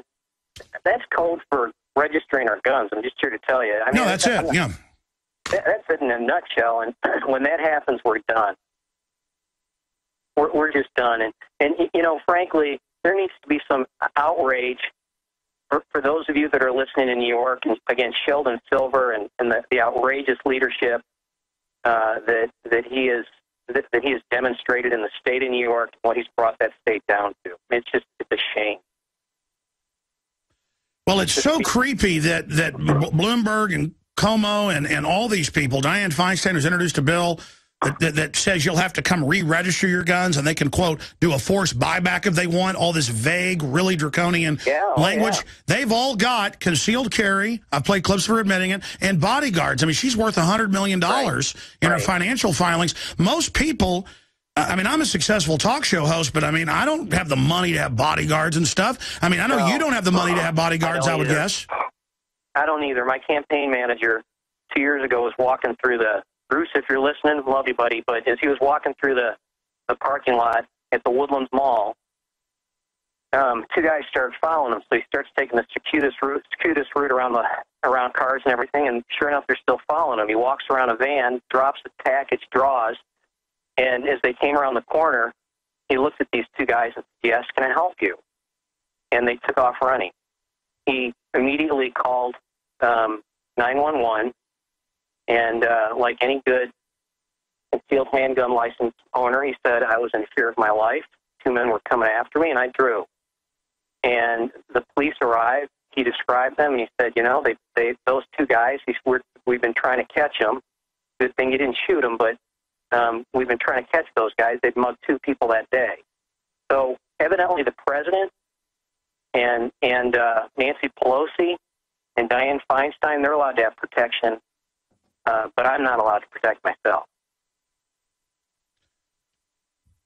It's incredible. I mean, we have crime maps from local governments compiled then by the FBI, and you can see where you have increased gun ownership, you have lower home invasions, lower crime rates, lower muggings, lower carjackings, and the area where people are disarmed is where this happens. I mean, I've been in New York myself, and I weigh 260 pounds, and I'm a pretty strong guy. I mean, I'm not like, you know, He-Man or something, but I can bench press, 350 pounds. I can, stuff like that. And I've had guys come and sit on both sides of me and ask me what's in my bag and stuff and try to intimidate me. Yeah. I mean, this is not the way I want to live. And it's just so despicable that these mob boss types like Rahm Emanuel and people consciously have this criminal instinct to want to disarm us. Right. And that's it in a nutshell. Anything that they can do. You know, we don't have the Second Amendment for hunting. We don't have the Second Amendment for putting trophy guns on our wall. We have the Second Amendment so that we can preserve the First Amendment, which is the free right to assemble and free speech. And when people live in fear of the government, we will have tyranny. And as soon as they take our guns away from us, and again, this is a slow erosion, we will lose that freedom. And we've got to get to the point where we say enough is enough and stand up. Well, sure. If the federal government wasn't buying 1.6 billion hollow point bullets, if they weren't deploying armored personnel carriers, if they weren't dressing like Darth Vader, if they weren't trying to gut our borders and calling for world government, if they didn't have 4 network TV shows bad-mouthing the Founding Fathers, I mean, these are obvious usurpers. They're going down the list of things tyrants do and double-checking every box. So that's all the more reason. It's like Jesse Ventura said, when the government disarms and the government lays down its guns, then I'll think about it. And obviously that's tongue-in-cheek. The point is that they are arming against us. We need our guns to protect ourselves. And the media always tries to act like, wow, the state rep just said we need guns to protect ourselves from the federal government. Well, that's what the founders said. And if you don't like that, you're not an American. No, I mean, that's not like a new thought. I mean, this is something that our founding fathers knew that just like gravity, you hold something in there and you drop it, it's going to hit the ground. Our liberty, our freedom will erode from the gravity of tyranny.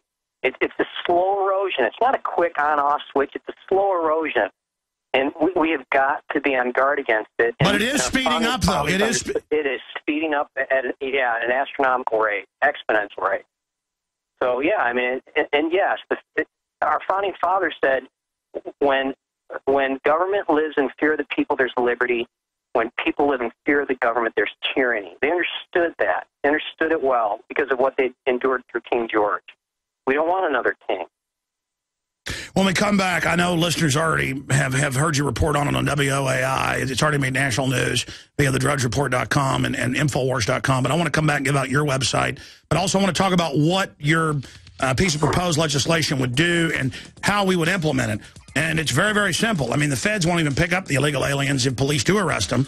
I've talked to the police. It's been on the news. So if that's illegal and unconstitutional, because that's something you're supposed to do, then how can the states get in trouble if they don't do something that's unconstitutional? So we're going to talk about your piece of legislation and how we can get it duplicated and different ways we can get on the offense against this tyranny with the representative from Texas. Noticed Obama just said, I want to give everybody free health care. You deserve it. And then we finally get the bill. It's death panels. It's written by the insurance companies to double your rates. Doesn't give anybody free health care. Obama says, I'm not going to raise taxes unless you make $250,000 a year, I promise. Raises a bunch of taxes on poor people. Massively. I have a responsibility because they've bragged to the Washington Post. I've read their quotes. I've watched their press conferences. We know their attack profile. We know what the 23 executive actions are going to be. We know, and he hinted at a bunch of them in the speech, but I was talking to State Representative here from Texas who's introduced the Firearms Preservation Act. And Steve, continuing with what you were breaking down during the break, describing what Obama's doing masterfully. He's like, hey, I just don't want little kids to get killed. I'm here. I'm going to propose something. DHS is going to run it nationwide, $5 billion. Get ready. Yeah, I mean, he's masterful at this. It's smoke and mirrors. You hide behind children. You pull at the heartstrings to make an emotional connection with moms and dads. And then you introduce this nebulous legislation. And then once the ne'er-do-wells in Washington pass it, then what he does is he takes his bureaucrats. The only thing worse than a politician that has been in office too long is a bureaucrat that has been in office too long. And these bureaucrats are the ones that craft the legislation once it's passed. Obamacare was only about 4,000 pages, only, right? But once it was, the bill that you had to pass before you read it, well, that thing is upwards of 40,000 pages of regulation today. And the devil in this thing is really, truly in the details. And you won't find out what the details are. This is the way he does things. The things that they're just too controversial to make it onto the House floor or the well of the Senate, that stuff isn't seen. It's not going to be addressed in this legislation. And so they're going to keep it nice and nebulous. warm, fuzzy, children, puppies, and then, pass this. And then you pass it and you find out that our guns are registered and they're being taken away. And by the way, that's what makes me so angry is that Dianne Feinstein, we have the clip of her saying, if I have my way, all your guns are turned in, Mr. and Mrs. America. And then I have her new bill where it says, oh, yeah, you got to come re-register them. We'll decide if you can keep them, but we need money for a forced buyback. And then Obama's up there going, it's just reasonable. We just want crazy people not to have guns. I mean, it's such a deception.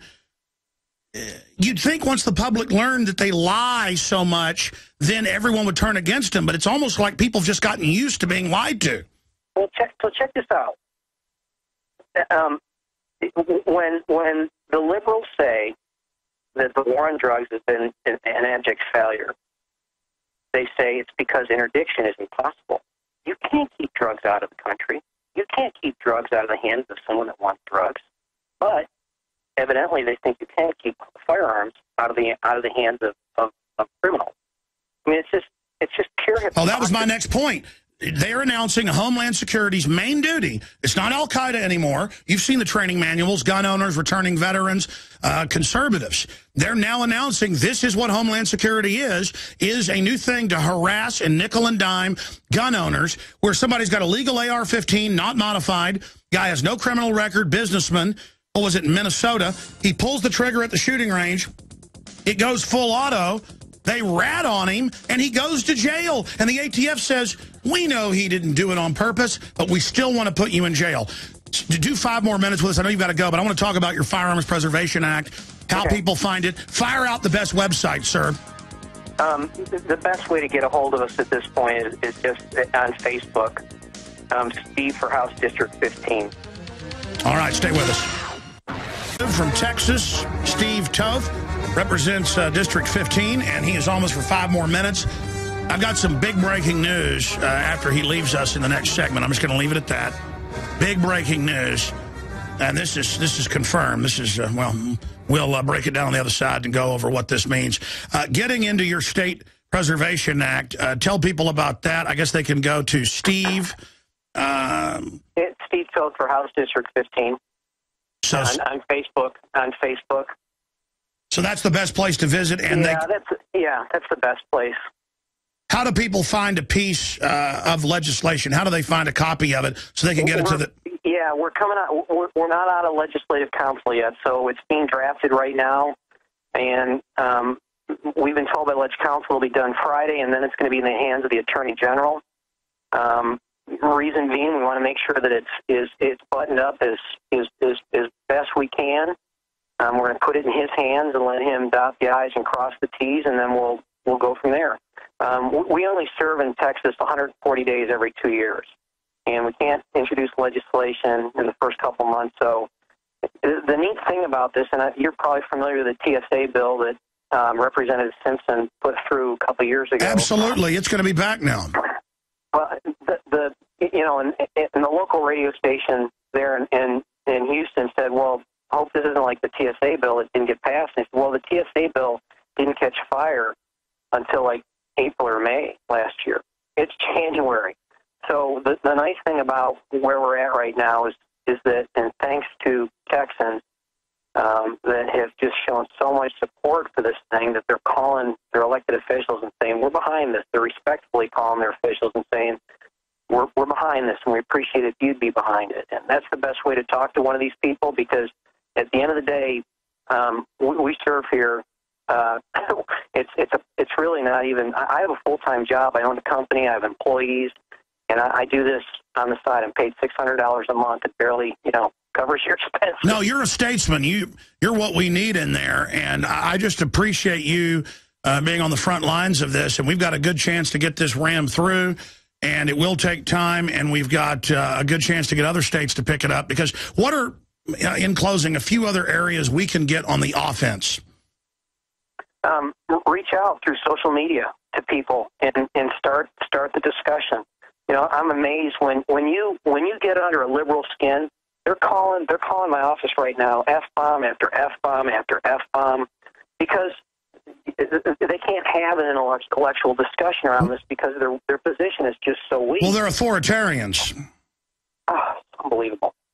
So, yeah, I mean, we just need to ramp up the discussion, and we need to do it with integrity and honesty.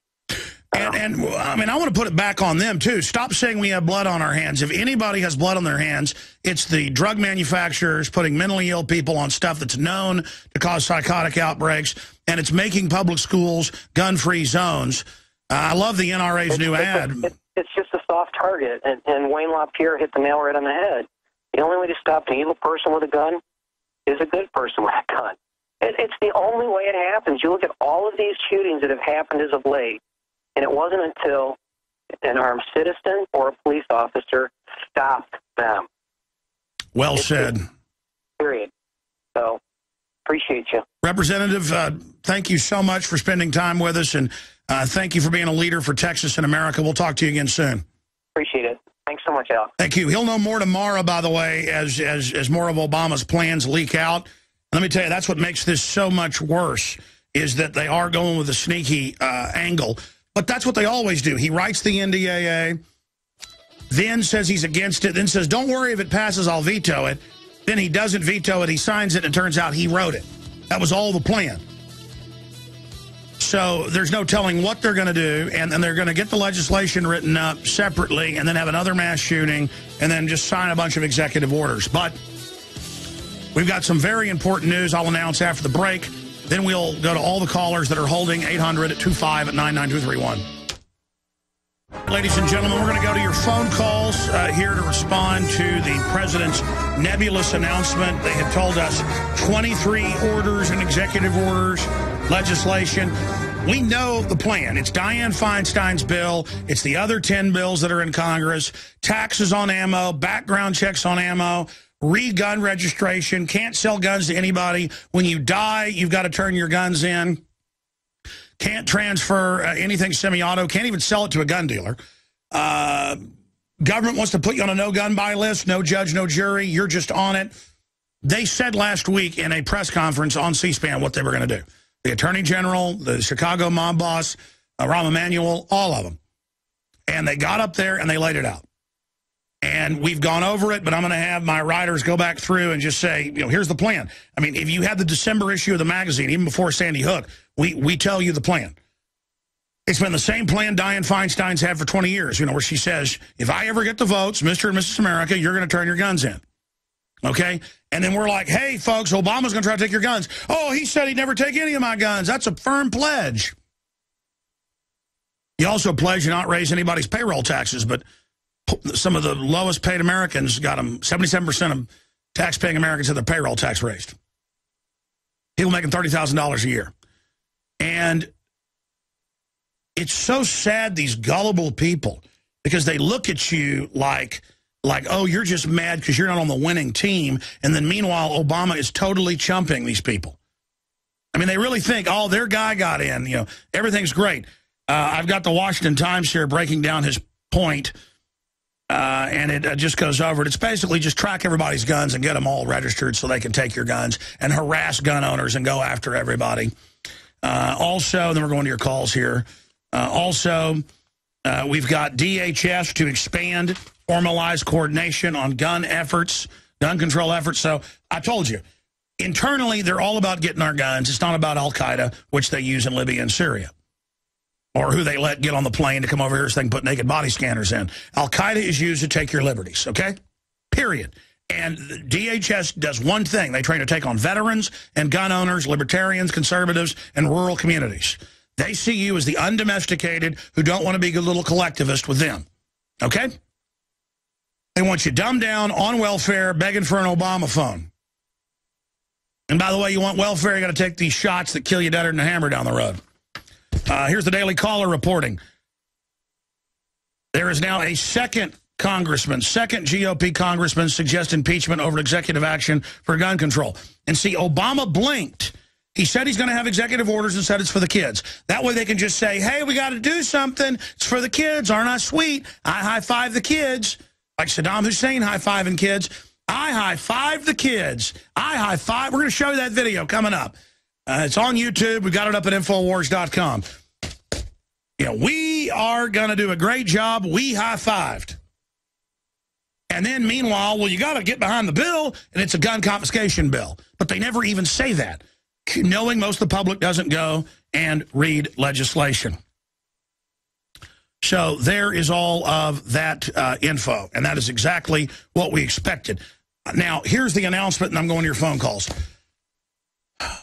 Something that absolutely, yeah, there it is, totally disgusting if you're a radio listener, where the crowd is clapping and the kids high five Obama. He looks to the kids and he says, I'm going to get it done for you because you've written me letters and this is what you want. He wants to steal their birthright so they live in like a big mega city being raped and robbed and taxed into oblivion. I mean, this is the global government that does medical experiments on little kids, nerve gases our own troops, injects black people with syphilis, totally ruthless. That's who's hijacked the country.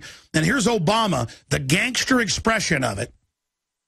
And, oh, if you don't turn your guns in, you're not for these cute little kids. I mean, this is the worst, most hollow, mindless exploitation meant to manipulate women, to get women to be anti-gun, because they're panicking. The gun culture's taking over. Women are out buying guns. Crime rates are dropping. They've got to hide that and point out that school shootings are going up while everything else is going down because they've been hyping the daylights out of it. Now, here is the announcement. I don't just get up here. Most websites have an IT problem, and they say, we got hacked, we got, this or that. Years ago, somebody hacked our website and posted an image of a naked woman on a motorcycle on the front page. We've had plenty of denial of service attacks coming out of China, coming out of Japan, but out of U.S. military bases. They use them to basically zombie the computers to then attack us. We've had all sorts of attacks that go on. I don't talk about it. But I've had senior cybersecurity people who've been in government and out of government say, I don't know how you keep your site up. And there's been a lot of hackers out there that have also given us tips and helped us, and we're eternally thankful for that. We've got some great IT people. But in the last 2 weeks, we've had 2 different dirty tricks done that are very sophisticated. I'm not going to get into what they did or what they exploited, but it's government-level type stuff. And it's very sophisticated. And so we've got to basically watch the site 24 hours a day now. I'm having to hire more IT people just to watch it 24 hours a day. I'm hiring an outside consulting firm to be able to deal with this. And then they went ahead and hit us with an old-fashioned denial of service attack. It's undoubtedly, we are getting a lot of traffic today. And traffic's much higher than it's ever been. But we were thinking early on, this is an all-time record traffic, which it pretty much would be, or almost a record. But we can see, and they've got graphs in there. In fact, I want them to get shots of all that so I can do a report, because this is newsworthy, showing that it's denial of service from a whole bunch of zombie computers, government computers, hijacked university computers, you name it. The minute Obama started speaking today, about 5 minutes before he did, when Joe Biden was up there, is when this started. The site is up right now for now, and it appears they're very upset about the move to impeach Obama. And I mean, listen, the globalists kill and assassinate people all over the world. I am ready for them to kill me, okay? And I don't think it's going to happen because I'm so outspoken and my grandma's praying real hard for me, and I don't want to die. I'll never commit suicide. But I mean, seriously, I've not made a big deal over the years about some of the other stuff that's gone on because it just sounds like a movie and people aren't going to believe it. Now, other media people I've talked to, they're like, oh, no, I know that's happened to me or that's happened to people I know. A lot of folks get intimidated like this and they just go away. All I know how to do is fight harder. I get death threats. I start doing videos at 2 a.m. I mean, I start working 18, 20 hours a day. I'm like, wow, these people really are criminals. I better do something. I better work harder. And it's my upbringing, it's my instincts, it's just who I am. I mean, I'm not bragging about it. I'm proud of my ancestors, though. They were all the same way I am. I mean, I'm probably like some of the more extreme examples, but the point is, it doesn't intimidate me. I mean, it just, I am not afraid. I'm afraid of being a buffoon. I'm afraid of stumbling over things. I'm afraid of getting things wrong. I'm afraid of overworking and getting tired and not doing a good job. I'm afraid to look at myself in the mirror. I mean, I'm just doing the best I can. And that resonates with people. For all my warts, as was it Lord Wellington? No, it was Lord Nelson said, you know, you've got to take me warts and all. I know people are resonating with the fact that I'm real. And I just want you to know, this is a big thing we're doing. And they are upset. Look, when they death threat us or they do sophisticated hacks, even against third parties to try to get into our system, when they call up and tell my wife or myself what we were just talking about on the phone to freak us out like a movie, that just confirms everything. Okay? And these people are criminals. And the reason they are doing denial of service attacks, the reason they are doing very complex governmental exploits, you know, developed by French companies and others that openly only sell to governments. The fact that these are institutional attacks we're having against Infowars.com. And whenever that site's having problems, you can go to prisonplanet.com. But make no mistake, what's happening right now is historical. And a lot of people joke and say, you're only one dumb enough to get in this system's face like this. No, no, no. Let it, I mean, sometimes when I've been death threatened or messages are relayed, it's like, look, do you understand we can kill you? What, you just think I've been doing all this and I didn't know that? You think I'm like you, New World Order. Most of you guys go join the evil because you think it's the winning team. I cannot join you, okay? It's not even a question of not comparing myself to one of the prophets, but, you know, things historically like this. Ezekiel, they're threatening to kill him because he's getting in the corrupt's faces. And he says to God, he goes, God, they're going to kill me if I keep getting in their faces, but it's burning in my bones. I think that was Ezekiel. And that's what it's like. I am not in control of myself, okay? I want everybody to understand that. I cannot give up. I cannot give in. I cannot stop, okay? It is a overriding drive. And it may be ugly sometimes, but it's the best I can do, okay? And that's it. But these fools think that dirty tricks, death threats, denial of service attacks, sophisticated hacks, all sorts of other crud, cognitive infiltration, COINTELPRO stuff's going to get to me, saying where I live and saying come kill me, all this kind of crap on the news saying, I hope, you know, my hope his kids don't get killed. Well, I think we should kill him. Yeah, we'll do it in a uniform. Look, I know you're a bunch of Jerry Sandusky, you know, Jimmy Savile wannabes, okay? And look, I'm not ever going to bow to you. Do you understand that? I'm never going to shut up. I'm never going to back down. I'm never going to stop. And to all my critics, hey, I know it's ugly sometimes. It is what it is, okay? I'm in the arena. And I'm in the arena with people like State Representative Toth.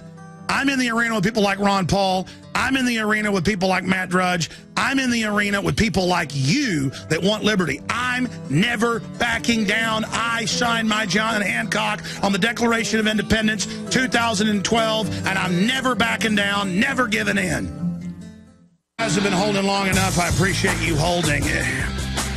I just can't believe that so many people are fundamentally scared of this criminal government. So then the criminal government wins and takes over. Because we act like sheep, they then win. Instead of acting like men. And America is in a trance, man. Even people that know what's going on, you talk to them, you can't get through to them. It's television watching has turned people into jellyfish. Let's go to George in Texas. George, you're on the air. Go ahead. Thank you, Alex, for taking my call. I know there's been a buzz going around the internet saying January 19th is going to be Gun Appreciation Day. I'm calling on the audience, let's have a Gun Owners of America membership bomb to send the message that we're not throwing down our weapons. I agree. I mean, I've said I'm not turning my guns in. I'm done. That's why I'm so upset. I've got to sit here as a law-abiding person and tell a criminal government who's exploiting dead children, you're not getting my semi-automatic rifles. You had incredible draconian gun laws in Connecticut, and this happened. They probably staged it. They staged Fast and Furious. That's why I get so angry. Well, I'm just saying, Larry Pratt has been on the fight for a long time, even when public opinion was against him. He has held his ground, and I think he needs our support. So I'm saying January 19th, $20 a year, membership. Well, I agree. They've gotten 250,000 new members in the last month. With the NRA, and the NRA got real milquetoast for a while because they were being infiltrated. We put pressure on them. They've gotten a lot better. But, yeah, Gun Owners of America, I mean, I need to ask Larry. They've gotten a lot of new members, but they should have gotten 250,000 new members. And, you know, we have NRA board members on and stuff like Bob Barr and stuff. I'm not knocking them. I mean, overall, they're getting better. It's just that, you know, used to, they supported the 68 Gun Control Act that got us into this mess to begin with. Thank you so much, George. Good point. Bill in North Carolina, you're on the air. Hey, Alex. Thank you for taking my call. Can you hear me? Yes, I can. Alex, first off, I pray for you every day. I love what you're doing. You've been incredible. And the night you went on Piers Morgan, I think that woke a lot of people up. And I just want to make a quick point today. Recently, I moved from one town in North Carolina to right outside Camp Lejeune. And when I got here, I thought the young Marines were going to be, you know, just sheep. And what I found out, the 19-year-olds, the 20s, the 28-year-olds, they know what's going on. They know about Benghazi. They know about Fast and Furious. They know about the discrepancies in Sandy Hook, and they're going to stand down. The ones I'm talking with, if they go in, they get told to confiscate, they're either going to stand down, they're going to pull out of rank, or they're not going to show up for work. So I think one of the ways people can get on the offense is talk to your people. Call your local sheriffs like I do. Ask their opinion. Find out what they're doing. Call Congressman Stockton. Thank him. Call Sheriff Burrow. Because those guys need the prayers and they need people to support them because they're going out on a limb. And we need those guys to be a light out in the open for other representatives and other people in our legal system and sheriffs to follow. Absolutely. I want to get both these sheriffs, one in Kentucky, one in Washington State on. One of them wrote a letter just saying, look, what you're doing is unconstitutional. I'm not going to be part of it. And it's got to get to that point. But all of this unconstitutional stuff, it's all out of control. And again, when I found that the FBI statistics from the locals was 21% reduction in violent crime generally, 49 in crimes with guns, that is the most powerful statistic. And again, I've criticized Fox News in the past, but they were showing the statistic last weekend, or late last week, and I went and looked it up, and it was a statistic I hadn't seen or heard, and it was compiled from local governments. 49% drop in gun crime. 49%? I mean, and they want our guns and are parading and high-fiving and going, your beautiful children, the families here, you lost your beautiful children. Like a vampire using the deaths of those kids. I mean, did it make you nauseated to watch that press conference? Alex, disgusting. I was sitting here chomping at the bit. I'm listening to and to exploit those children. It's a psyop. It's disgusting because we know those of us who are awake and those of us who have prior military experience know exactly what he's doing and why he's doing it. And it's just disgusting to watch. And one other thing, too, that I'm seeing, too, is the hypocrisy. A lot of times when I'm talking to the liberals out there, it's a matter of their opinion. It's like, look, guys, it's not about your opinion. These are the impeachable offenses. Your Benghazi, your Fast and Furious, your Sandy Hooks. So what you were able to put down in those article impeachments, I'm able to get out to Facebook and share that with my friends and family because it's not a matter of opinion. It's a matter of constitutional doctrine. So keep it up, Alex. I love you. I pray for you and your staff, my brother. You keep on keeping on, brother. Thank you, my friend, as well. And again, folks, if they were real dummies that wanted guns to keep us safe, it wouldn't be as bad. These are mobster, gangster crooks that suckered their own people and said, we're not going to raise your taxes, and then massively hammered them.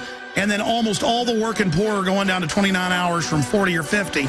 I mean, it's so mean. We're on the march. The empire's on the run. Alex Jones and the GCN Radio Network. Really hard to do this radio show because really what I want to be doing is going back and getting all their statements and video clips and press conferences where they say what their plan is, and then I can show you. I say 11 or 12 bills. It's like 20-something now they've introduced in Congress, but they're all incredibly nasty. And so no one even knows what the plan is now. It's just, hey, I'm up here with kids high-fiving. Any more kids get killed, it's you gun owners, it's your fault if you don't do what I want. I'm the good guy. And it's just such a mindless psyop. It's like saying, turn your cars in, or the next time there's a car wreck, it's your fault. I mean, it is just, yeah, let's get some audio while he's high-fiving. I mean, exploiting those little sweetie pies. Man, I tell you, people used to show me photos of their kids when I was young, and I'd be like, why are you showing me photos of your kids? Now I've got children. People want to show me their wallet full of pictures. I want to see it. You know what I mean? It makes me sick whenever people use kids for something. I just love children so much because their little minds ready to be filled with information and for the adventure of life. And then I think of people like Sandusky and Savile and on these globalist scum and the things they do to children, and it makes me sick. It makes me sick. It's like people that want to hurt innocent animals like dogs and cats. I mean, you read about people that it's like some fetish where good-looking women beat animals to death, some kind of snuff porn. I mean, it's little puppies, kids. But kids, it's like 10 times more angering than puppies. It's like, who are these people? And they're always, these perverts and pedophiles and government types are always real fake and psychopathic and come off like nice guys, but you can see it in their eyes and in their actions. And when Obama talks about those beautiful children that got killed, they always call them beautiful. I mean, what a pervert, man. Okay, I'm going too far what I really think about Obama. That guy is a demonic pervert. He wants to pervert our Constitution. He wants to pervert our republic. He wants to be a Peace Prize winner and launch all these illegal wars. And the left is just all sick and gets into the death and destruction and all of it. I mean, I'm just sick of them. And Joe Biden is such a gangster. And Rahm Emanuel looks like a cartoon character gangster. I mean, did you see him in that press conference yesterday, sweating and looking all nuts? I mean, that guy is crazy. And you've got all these, like San Francisco and New York, saying how big your Coca-Cola can be, how big your apartment can be now. I mean, just a bunch of control freaks. They just want to run everybody's lives. They want everybody living in fear, not need of stuff that statistically isn't a threat. If my kids went to public school, I'd be worried about them being beat up by bullies, turning into mindless TV heads, turning into emotional wrecks because of a bunch of mean kids telling them they're not cool, instead of their minds being filled with science and sports and discovery.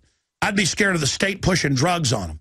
I'd be scared of stuff like that. I wouldn't be scared if my kids went to public school of a mass shooting.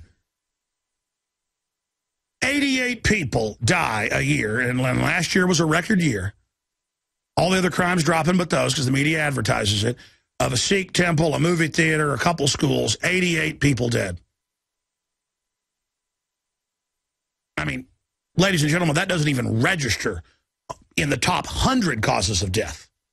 But they've got people thinking, I mean, I got news reports pouring out where people see a kid with a Nerf gun in their front yard that's sold at Target and Walmart. My kids have probably had 10 of them over the years because they break so easy. I mean, we're having a Nerf battle this weekend. I mean, you drive through any suburban neighborhood, it's Nerf war. Your car gets shot with Nerf darts. Your car gets hit with footballs. I mean, people now see orange and yellow and green Nerf guns, and the police are called, and they lock down the area and play along with it. I mean, it is just sick how they are turning us into a bunch of cowards. And believe me, everything Obama said in that press conference is a target. There it is, Nerf gun found after Long Island school lockdown. I mean, there's a bunch of these happening. That whole speech was targeting soccer moms about, here's the sweet kids, we don't want them to get killed. I got some reasonable stuff I'm going to be announcing. Goodbye, goodbye, high five, high five. I got an Obamacare. There's no death panels. No, it doesn't increase your premiums. That's a right-wing lie. Blah, blah. And we're like, here it is. Here it is. It's in the bill. But see, they never say it in press conferences. So I have to sit here.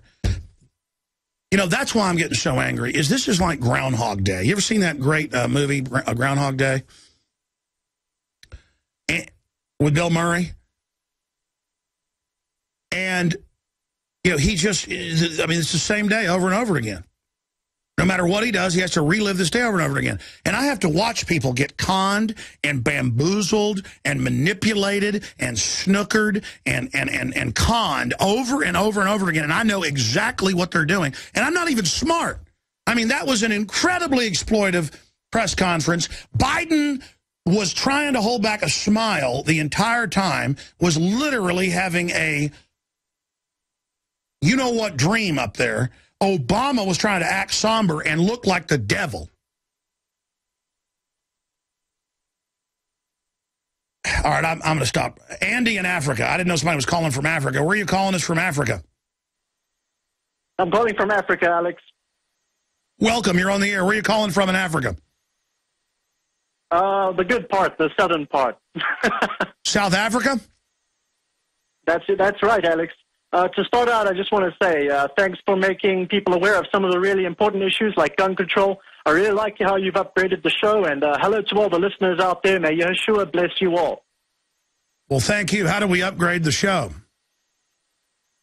Okay, no, just the new graphics and the TV. I've watched your show for about, I've seen your show, we've listened to it for about 5, 6, 7 years now. So well, we're going to keep upgrading, but I got to say, CJ and Chris are just upping their games. John Bound, the hardest place to work is in here with me because I get in a rampage, and so pray for them as well. They're doing overall a great job. They've really upped their game, so we're thankful for that. Go ahead, sir. I'll shut up. No worries. No worries, no worries. You mentioned your web servers have been going down. Well, you're not the only one, so to speak. I am a web developer and researcher, and I'm here to tell you that the Illuminati is back online. Breaking news. Now, what do I mean by that? You remember the Illuminati card game, right? Yes. Okay, interesting thing is this card game started out as an online game, okay, running on what we would call an Illuminati server, I guess, which was a BBS system. So the game started on a server, and then Steve Jackson's games was raided by the Secret Service, and they confiscated the server and the data that was on that server. The game was never supposed to get out, according to Stephen Dollins, said to be an ex-Satanist high priest who exposed the game in the Prophecy By the way, show. The maker of the Illuminati card game and the video game developer, he has his offices about 2 miles from us. We've called him, no exaggeration, probably 40 times. I keep saying when we get time, we're going to go over there. Because, and also in the past, I know where he lived because my parents lived close to him in North Austin. And he'd have these weird Halloween parties where he'd let all the neighborhood kids in, run through like his castle house. I never went over there, but I read about it in the paper. Back when I was in high school, actually. We're talking about like in 1992. Yeah, his card game predicts everything. And I don't know how they did it. It's bizarre. Well, that's pretty interesting because possibly Stephen Dollins had insider knowledge, being a Satanist high priest. So anyhow, Steve Jackson's games, this is where it gets really interesting, Alex. Steve Jackson Games, PrismNet, used to own a domain called IO.com, and that's Illuminati Online. Now, this domain name actually led to the creation of the Electronic Frontier Foundation, according to Slash.com, and they got their servers back, which they probably weren't supposed to. And the big part of the hacker movement actually is the EFF, Electronic Frontier Foundation. Perhaps they could help you guys out. In any case, July 1st, 2011, Richards & Richards sold the domain to an unnamed party, okay? Now, IO.com has been sold, and it seems perhaps the Illuminati is back online in a big way because IO.com now points to IO data centers. Get this, IO is Goldman Sachs' worldwide vendor of choice for advanced data storage. Well, listen, what you got to do is you ought to shoot a YouTube video about this. You ought to write an article about this because it's complex. I'm not following it all. Plus, I don't know if this video game maker is a devil high priest because somebody said so. People said I'm a devil high priest or, a ninja warlock because we joked about it once. They actually think that's real now, that I'm a Vatican assassin ninja warlock. I mean, it's a joke. But, yeah, they have some deep knowledge about things for that card game. But, I mean, then people go too far. There's one card, looks like myself and Ron Paul in it. And so that's proof that we're part of it. I mean, but it is bizarre. I mean, because I've collected now, well, I haven't collected. Listeners have mailed us the entire set, which is pretty rare, like I think it's 3 or 4 sets. And you look at this, and it was made like 20 years ago. And you're like, how did they do this? How did they predict all this? The tower's getting blown up. The Pentagon hit just like it got hit. Staging terror. COINTELPRO. I mean, it's just, wow, this guy really knew what he was talking about. And but he won't come on the show. So it's becoming an issue. Thank you so much. I got to move quick here now. I want to play some of these clips of Obama that David Knight worked to clip out from the disgusting press conference. Chris in Florida, you're on the air. Welcome.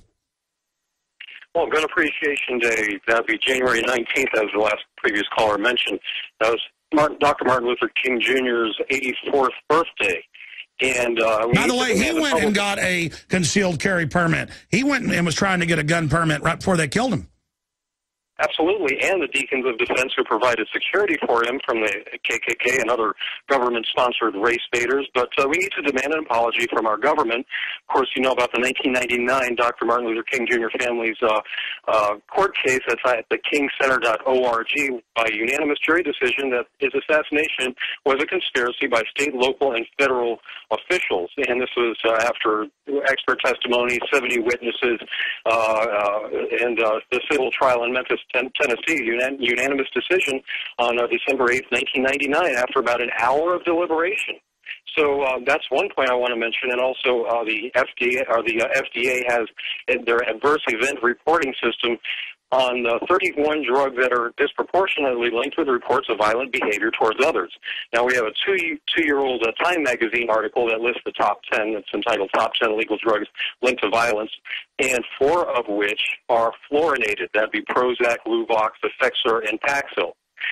Next, I would like to also mention that Piers Morgan is in violation, subject to life sentence or death penalty, for his death threat against you, Alex. Title 18, Section 241 and 242. That would also include those co-conspirators on the air, Buzz Buzzinger, sports columnist of the Daily Beast, and Abby Huntsman of the Huffington Post.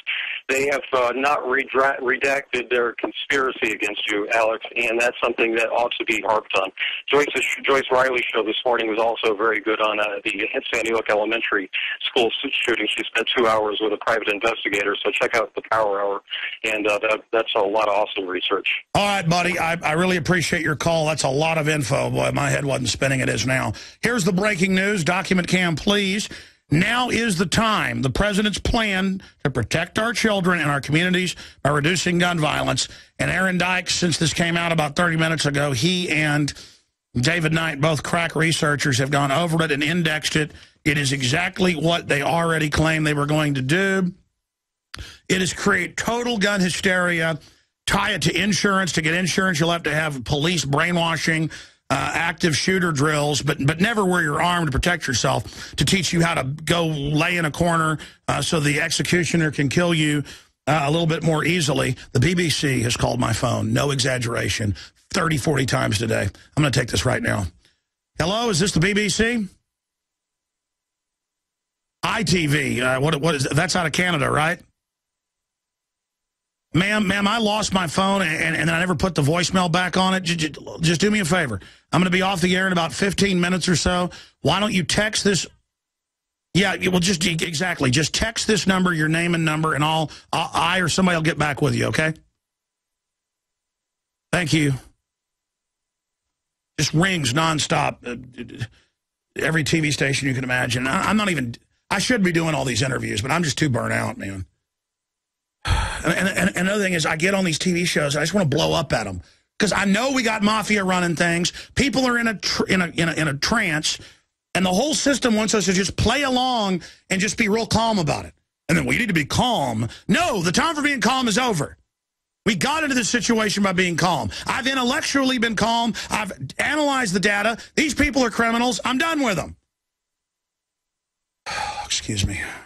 Now, the irritating thing is I was doing radio interviews driving in this morning, and TV stations would not stop calling it where I couldn't even do the radio interviews. In fact, I was on our 50,000 watt KMJ, and they literally called 15 times while I was on that 10-minute interview where the interview was worthless. My wife's like, well, you got to put the do not disturb on here, which I don't remember to do. I'm not complaining on air. I didn't answer the phone to act powerful. I'm just said that I've been angry about this because they've been calling. See, I'm angry. I shouldn't have guns. I'm angry. I'm angry. You wouldn't have a country if your forebears weren't angry. By the way, the reason we've had so much wealth, we haven't been perfect. We've had our own problems. But the reason we've had so much wealth is because we didn't let thugs get in control of us and turn us into their slaves. Okay? Our ancestors wouldn't put up with anybody's garbage, and so there was a lot of private independent operators, and a free market got developed, and we all got super rich. Now we've gotten super decadent. We got taken over. Now we're going to get super poor again because despots make everybody poor on purpose. Plus, they screw everything up, but they don't care because they got theirs. Anyways, they have analyzed it, and it is use the health care law to force everybody to pay for anti-gun training and anti-gun brainwashing. So it's going to be an anti-gun tax in Obamacare, because Obamacare is written where they can do whatever they want. That's probably the biggest thing here. Turn the doctors into spies, have a national demonization campaign run by Holder, national dialogue talking about just putting people on lists without any proof that they can't own guns, banning all private sales, physically banning semi-autos and handguns if they can get it legislatively, arresting anybody that sells a gun to a neighbor, claiming all your guns retroactively have to prove where you got them. They want you to have to come in and re-register them. Active shooter training everywhere to create more hype about mass shooting, so all these mentally ill people just get told about mass shooting and shown how to do it all day. It's like the DARE program, it proved, made kids use more drugs, because it's like sex ed. I remember sitting there in like 7th grade during sex ed, and they're sitting there talking about sex, and I'm looking over at the cheerleader next to me, and she's looking over at me. Just like, I mean, the point is it makes everybody go have sex, folks. Well, it's the same thing here. You got to tell the mentally ill people, hey, want to go out with a bang? Go to a school, shoot some people. Model emergency response, FEMA involved. They want churches, campuses, everything to be brainwashed. They're going to try to force gun manufacturers to put biometrics on all the guns. They want high school resource anti-gun brainwashing officers who aren't armed. But if they are to be armed, they're going to be federal people in the schools, turning it into a prison and a tattletale squad. And this is how they totally, just like they converted the airports into police state zones off of some staged events, they're doing the same thing here. All right, we'll be back with more of your calls. Stay with us. I've got to go over the Obama speech. We've got all the clips. We're going to go into overdrive here today. And we've got all these callers that are holding, like Mike in Texas and so many others. And we will take a ton of your calls in the next hour. And, of course, InfoWars Nightly News tonight's going to have my good friend and gun dealer and New American Magazine researcher and writer Bob Dacey is going to be here analyzing it. This is all about the UN treaty coming up. And Aaron Dykes was just showing me more. It's really bad. They're going to just have Health and Human Services. If you're handicapped, you're not going to be able to have a gun. What I just read, and it's directly from Health and Human Services, that's why it's hard to do the show right now, because I'm out there reading stuff during the breaks, and then it's just overwhelming. It looks like they're going to try to take handicapped people's weapons, not even mentally handicapped. I mean, it's unbelievable. It's unbelievable. And then they're just going to pick and choose gun owners to come harass and SWAT team and stuff, and then just have a huge, unending brainwashing campaign, like the Attorney General said, against guns. All I know is we've got to get aggressive, have national days where we have our guns out in public. They hate that because they like to have TV act like guns are already illegal.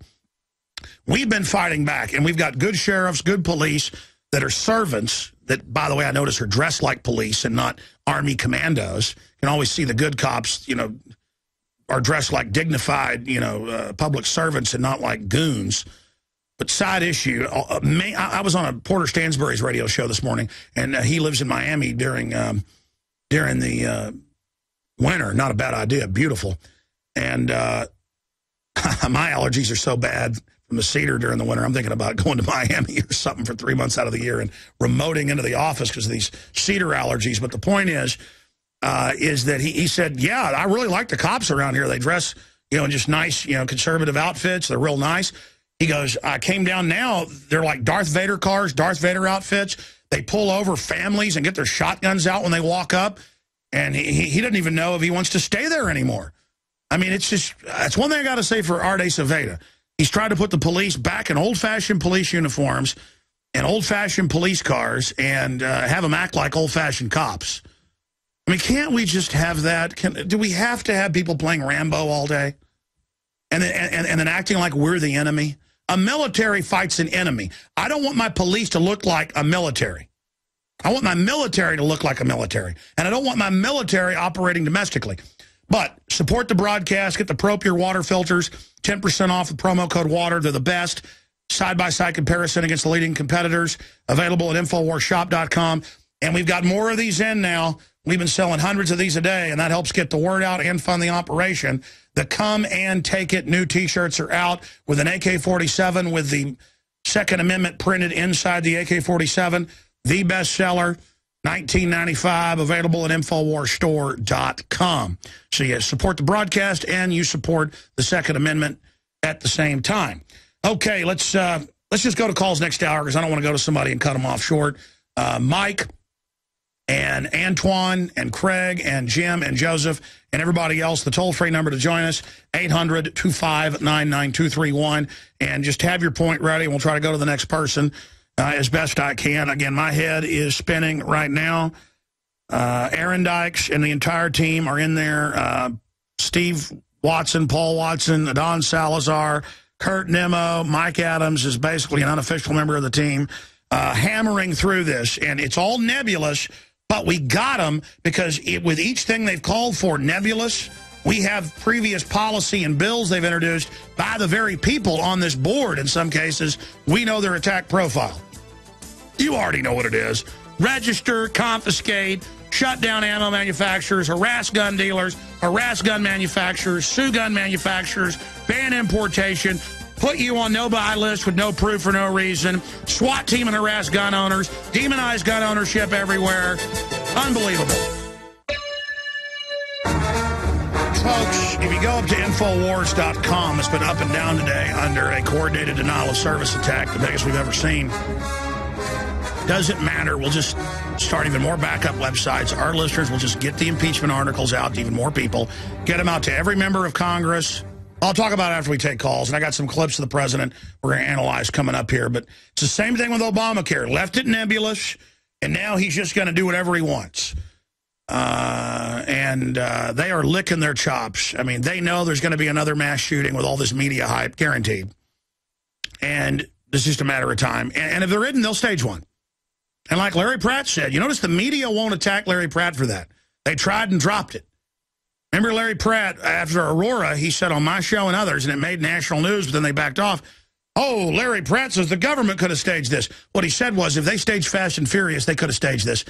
Ladies and gentlemen, they're the prime suspects, and then each event has so many earmarks. It'd be like if you were a cop and you're driving by a bank and you see guys running out with masks on and bags over their shoulders and guns in their belts. I mean, that's probable cause. That's they're bank robbers. I mean, if they don't stop, you can shoot them. I mean, it's the same deal. I mean, they have done this stuff before. They stand to gain from it. And all the anomalies and the things involved, I don't just say this because I want to think this. It's overwhelming. And I haven't even been touching it a lot. People are mad at me. Because people are like, yeah, this is blaringly staged. Yeah, of course it's staged. Of course it's staged. There's some real mass school shootings, but these things, you get a mental patient in there, you shoot them. You have organized crime, shoot some kids. They get out. Even if they get caught, you know, the feds say, let them go, and then you just change the story around. And I haven't even gotten into homes. I mean, that is incredible. Mike in Texas, you're on the air. Thanks for holding. Guns and Obama, you're on the air. Go ahead. Hey, Alex. My family and I are praying for you. You're doing the yeoman's job there. I hope that I hope nothing happens. I hope everything stays. Well, listen, I only whine about it and have gotten my will redone and stuff because there is a chance they may set me up or do something. I'm just letting people know this is real. I'm not putting it out there, ooh, the show's spooky and, oh, man. I mean, these are criminals. And a lot of people aren't fighting them because they know they're criminals. And I'm just saying, let's just get this out in the open. Sorry, go ahead. Yeah, well, you know, we are the cops out in front of the bank, and these guys are the robbers. They just ran out. They got the masks on. They got the guns. And they're saying, hey, you know, we'll just go ahead and gaslight these people and say, hey, turn over your guns. You can't get us. We just robbed the bank. You can't do anything about it. But the one thing I called in about is, you know, Obama sounds real reasonable to the soccer moms and to everybody that wants to obey the law and has empathy for the parents of the children that were killed and all of that. Everything he says is real reasonable. The only problem is, you know, he works for us and he wants a background check so that we can have our guns. What about he's working for us? We need a background check on him. He has access to weapons of mass destruction. He has access to predator drone. Exactly. He won't release any of his college records. He won't release any of it. He's got multiple names on record. He's in college magazines under other names. We don't know who this guy is. For all I know, he could be a robot. I mean, I'm joking when I say that, but I mean, he is Mr. Mystery. That's why more and more I'm getting freaked out by him. I mean, oh, man, I tell you, we're in trouble. That's all I can tell you. Yeah, why are we putting up with this? I mean, you know, this is the thing that should be put out there. You know, he's never gone through a background check here. You know, we know he's bad. No, it's true. In fact, they've had news articles saying to work at the post office, you'd have to have more of a background check than Obama's had. And that's why they've got him in there, is because who knows who he really is? Barry Soetoro. Who knows who his dad really is? All these other names. He's got at least 3 different names that have been his name on record. We'll be right back. All right, it's official. We're trying to get the full text of all of them. We're live here at 208 Central. Obama signs 23 executive orders to curb gun violence, urges Congress to act. And we're going to be going over all of this and playing some of the clips and then going back to your phone calls. The latest is all up at Infowars.com and PrisonPlanet.com. And we'll have a lot more tonight, 7 o'clock Central, for the Infowars Nightly News at InfoWarsNews.com. Now, if you go up to Infowars.com, it's scrolled down to the bottom of the featured news area. It's citizens file articles of impeachment against Obama. And again, most people get it. Some are saying, well, how do you file that? I'm publicly putting out, with links to the lawyers and congressmen and women's statements, and with the text of the Constitution, where Obama is clearly violating Article 1, Section 9. And I just go on and on and on, showing all the high crimes and misdemeanors and what Congress is to do. And I think I'll go in there and add some statements as well and show some more of the Constitution at the bottom of the article. Then I have a video breaking it down there. But citizens file articles of impeachment against Obama. Where you really want to go is drudgereport.com. That's where I go. And if you go there, it's got all the latest, too, as it's breaking. But the ammo shortages are so bad because the citizens buying ammo. And now you know why Homeland Security bought 1.6 billion bullets, more than they'd use for target practice in a decade. That's 1.6 billion bullets. That's enough bullets to shoot every person in America more than 4 times. Hollow points, 223, 308, hollow point 40. They did all this because they knew this was coming. And Obama's on record. That's the thing I get so mad about. They all admit they've always wanted total abolition of our guns. The UN treaty pushes that. The civilian abolition, the abolition of civilian ownership of firearms, because civilian ownership of firearms threatens the legitimate power monopoly of the state. That's a quote from UNIDIR and the treaty in July 7th, 2001. And it's the same treaty today. They've just added to it. This is their goal. Don't say it's about the dead kids. It's about domination. Because every country where they take the guns, the cops are running around in black masks with machine guns and torturing people and arresting everybody in giant prisons, okay? We know what this is about. Let's start going to some of these clips, and we'll have more of these on the Nightly News tonight. Jakari Jackson's doing it, but undoubtedly I'll do some special reports as well.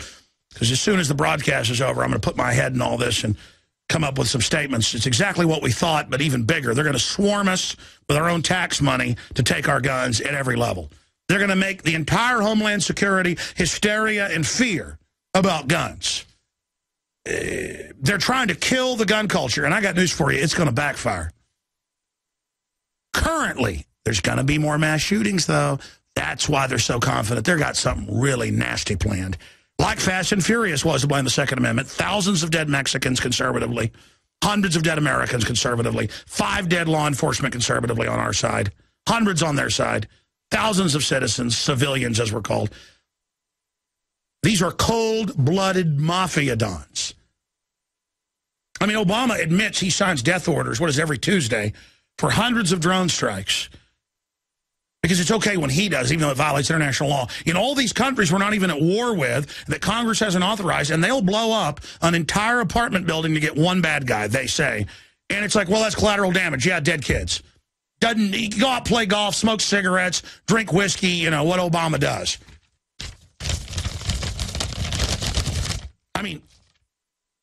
This is disgusting exploitation, and the high-fiving makes me want to throw up. Drudge has a photo of that up on his site. We can play it here for viewers, but radio listeners, we've got it linked up at Infowars.com as well.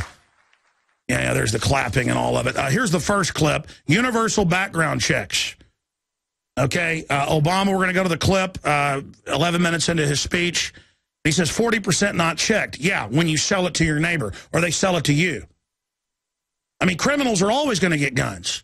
They bust cops all the time selling guns they've gotten in buybacks. So here's the universal background check comment by Obama. First, it's time for Congress to require a universal background check for anyone trying to buy a gun. The law already requires licensed gun dealers to run background checks, and over the last 14 years, that's kept 1.5 million of the wrong people from getting their hands on a gun. All right, that's enough. But it's hard to enforce that law. Adam Lanza, your patsy of all gun purchases are conducted. Yeah, that's good. I'm going to go back to the air. Adam Lanza, your patsy. I guess they're so used to me in the first hour talking over him. I'm doing it again. Yeah, I guess you're right. Adam Lanza, the patsy or whoever he is, the whacked out of his mind, the cover of a Hollywood movie about mind control, same look in all these guys' eyes, on psychotropics, under psychiatric care. They fought like a devil to keep that from coming out, but his family's on record now. He tried to buy a gun 5 times and couldn't get one. I mean, obviously, you go in a gun shop, plus his mental illness was in the health record. It got filed. And he looked like he was whacked out of his brain. I've been at gun shows with private dealers, somebody selling off their collection. They don't sell to people that look like they're illegal aliens. They don't sell to people that don't. They'll talk to you before they sell you a gun. And so what if you're a felon? Most felons were innocent. Or who's to say if somebody did a white-collar crime 20 years ago, they can't have a gun to protect themselves? Look, here's the deal. You try to take somebody's guns, they're going to try to take your guns. It's real simple. In the old days, when you got let out of prison, if you were arrested with a gun that you legally owned, your gun until the 50s in most states was given back to you. Here's your shotgun you were arrested with that you bought down at Sears and Roebuck. Don't try to use that illegally. Because people got it. A criminal's going to get a gun anyways. And I understand it's a way to put criminals back in jail if you catch them with guns again. Look. All that should be in prison is violent offenders and white-collar criminals, and you shouldn't be getting out. There was a lot less crime in this country back in the 30s and 40s and things, when if you did a robbery or something, you're going to be in jail for 10 years, busting rocks. Now it's like a college of criminal activity. Let's go ahead and go to a Second Amendment, right of individuals to own for sport, hunting, protection, and collection. Notice he had to stick protection in there. But how am I going to protect myself from 6 or 7 gangbangers if I don't have a semi-auto? And we've seen those countless videos of store owners and others. So this is Obama's version of the Second Amendment. Here it is. Like most Americans, I believe the Second Amendment guarantees an individual right to bear arms. I respect our strong tradition of gun ownership and the rights of hunters and sportsmen. There are millions of responsible, law-abiding gun owners in America who cherish their right to bear arms for hunting or sport or protection or collection. Like most Americans, I believe the Second Amendment guarantees an individual right to bear arms. Hit pause for a moment. I respect our strong... The crew was asking me where was the smiling. There it was right there. I only watched about half of it because I was busy talking over it, and I turned it off a few times because I couldn't listen to it. Just while I was watching the continued smirking, it's like when you get caught doing something bad and it's funny. And your dad's going, I know you did it. I know, don't lie. And you're going, and it's like funny. I mean, this guy could not get the you-know-what eating grin off his face. And the crew was asking me where it's at. I saw it like 5-6 times in just half of it I've watched. But, I mean, there it is. Let's roll that again. Here it is.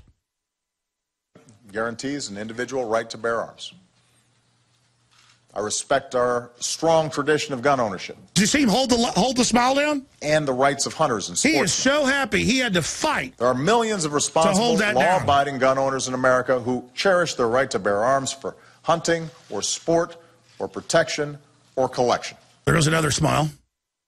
I mean, this is insane. And then he goes on to say, at the 1554 clip, I want to play that one. He says, we can respect the Second Amendment while keeping an irresponsible, law-breaking few from inflicting harm on a massive scale. Yeah, by arming people in the school. The government has psychological profiles to know who's steadfast, who's always been to work on time, generally who's got a military-style background or an Eagle Scout, people that are into duty. I mean, I'll tell you who you arm. You arm the football coaches. I mean, this is a no-brainer. You arm honorable people. Obviously, the weird science teacher, you know, who everybody knows is a perv or whatever, and you know, you give them a psychological evaluation. I mean, I'm all for that just because, you know, you might end up getting a crazy someday as a teacher that kills people. Plus, the kids are so out of control. Who knows what will happen when you're getting assaulted? My point is, do psychological profiling and arm the teachers. Or have retired cops who want to work as janitors. Believe me, they would come and be happy to sweep the floors, be undercover and protect kids, and put a couple of retired cops at every school. I mean, I bet you get cops that would do it for free, but you don't want to do that. You want to just pay them. I mean, this is a no-brainer, but I don't want the police in there doing the anti-drug stuff and harassing people and things. Dealing with bullies, things like that's fine, but I guarantee you, they're saying they're going to have federal police in there. We're going to skip this break coming up. I guarantee you, they're going to just turn this into a federal brainwashing, federal spying, federal anti-gun officers, which is actually what they're proposing. Instead of arm the teachers, and if the schools are too cowardly to do that, like Texas and other states are doing, you know, I had that state superintendent on from that Texas town where they're 30 minutes from the local police department, but it's a big school out in the country. And he said, you know, we saw mass shootings in 2007, and we're not going to wait 30 minutes. And we're not going to have our teachers illegally carrying guns in principle, so we have people that have concealed carry that we do some private training with the police and some building clearing style stuff. See, but the feds don't want that. They want mass shooting training where you go get in a ball. And in every mass shooting, a teacher finally knocks the window out and tries to claw out the burglar bars to go out the window. I mean, if you hear boom, boom, boom shooting, it should be... If you really wanted to be serious for something that's still very rare, you would have the collapsible stairs, a stepladder that was right there, and you'd open it and make sure the windows were openable from the inside to go out the window. We're skipping the break. I mean, it is just amazing, absolutely amazing what's going on here. I mean, they used to tell people, if you hear a nuclear, bomb sirens go off, get under your desks. And it was just all about creating fear. But at least with that, the ceiling might fall on you. That actually might protect you. There was some reality there, even though it was done for fear-mongering. That was later declassified. Getting in a ball when someone's coming to kill you is the last thing you want to do. You seen that lawyer where the guy's trying to kill him and the lawyer's dodging? And he's getting shot in the arms, but he still gets all the way up on him and then hides behind a tree? I mean, if you're cornered, you're better to fight than just sit there and be a sitting duck. I thought that was Remo Williams. Remember that movie, Remo Williams? A pretty good B movie where the guy, Fred Ward, where the karate master knows how to dodge bullets. You've seen that footage of the lawyer. He dodges a bunch of them. That guy's got a revolver, and he's like dodging it. I mean, if somebody pulls a gun on me and I don't have a gun, that's what's going to happen, is that I'm going to dodge them. And if somebody came into my house and I couldn't get to a gun or a restaurant, I guarantee you, without thinking, I would go throw myself at them, just like Susanna Hupp's dad did in that Luby, saving a bunch of people. Not because I'm a hero, folks. You couldn't control me. And I just don't know how we've gotten to the point where a lot of people just kneel down. Oh, you're shooting people? And they just, oh, you're shooting them in a row? Let me just get ready and put my head down. Oh, let me put my head down while you shoot me. I mean, where is the survival instinct? Every mammal I know. I remember I was about 5, 6 years old. My grandmother had these mouse traps out for mice and rats out in the country they were getting in the house. And I never even told anybody the story because it didn't really even break the flesh, like partially did. I was like 3, 4, 5. I don't remember how old I was. I was real little. And it was on the back porch, and there was a bucket, and there was a rat in it. It had fallen in the bucket. It was trying to get out, and I wanted to be nice and help him get out. And I reached in there, and that rat bit me. One time a honeybee was in the baby pool, and I wanted to save it, and it stung me, and I really cried. My dad said it was one of my first memories. I was about 2.5 because I wanted to help the bee, and it stung me. I didn't know why it was mean to me. But the point is that a rat will bite you, a raccoon will bite you, a dog will bite you, a seal will bite you, a woodchuck will bite you, a otter will bite you, a wildcat will bite you, a puma will bite you, a cow will bite you and headbutt you. A bunny rabbit will bite you. A deer will bite and kick you. Every mammal fights back. It's automatic if you're cornered. And they're trying to take our basic instinct of defending ourselves away. And that's why they hate the gun culture, because it's helping us redevelop and rediscover that. Let's go to this bizarre 1647 clip. Pundits saying it's all about all-out assault by tyrants on liberty. Let's go to Obama responding to his critics. Here it is. This will be difficult. There will be pundits and politicians and special interest lobbyists publicly warning of a tyrannical all-out assault on liberty. Not because that's true, but because they want to gin up fear or higher ratings or revenue for themselves. Oh, wonder who you're talking about, punk. And behind the scenes, they'll do everything they can to block any common sense reform and make sure nothing changes whatsoever. Oh, yeah. The only way we will be able to change is if their audience, their constituents, their membership... All right, let's stop right there. Says, that is a profound statement. And he's thinking about Alex Jones. He's thinking about Matt Drudge. He's thinking about Glenn Beck. He's thinking about Larry Pratt, Wayne LaPierre. I mean, guaranteed, because the White House has responded to me before. And it's come out that Homeland Security's got files on Matt Drudge and Alex Jones and all this stuff. And there's been lawsuits over, but they won't release them, by Infragard, that's board member of the NRA, Bob Barr, former congressman. I mean, they're talking about us. Because like, that's incredible. While they're up there, they know we know they're crooks. I mean, these people shipped 20,000 plus guns into Mexico. Not the gun dealers allowing guns to walk under ATF orders. That's just the least of it, so the media focused on that to divert. They shipped hand grenades. They had the U.S. Army get weapons down there, 18-wheelers, rocket launchers, to try to just wreck Mexico so they could then say there's a bunch of U.S. guns doing it to blame our Second Amendment. And again, that all came out. You know how gangster that is? That is a false flag. And they're doing the same thing right now. And I'm going to be honest with you. Again, I didn't watch that full speech, and I was only reading these quotes. That was a stunning quote. We're going to do Overdrive the whole hour. Guys, back that back up for me if you can. I know you moved to the next clip. I want to go back to 1647. That is just stunning. And you can see him holding back his mafia smirk. Hey, that good fella business, Biden, might work for you in New York and Chicago and places, okay? Nothing against New Yorkers or Chicagoans. They're great people, but because they've been such wealthy areas, the criminals all ran there, and they've run your areas for 100 years. I mean, all that good fella crud and your shark skin suits and all that may intimidate people.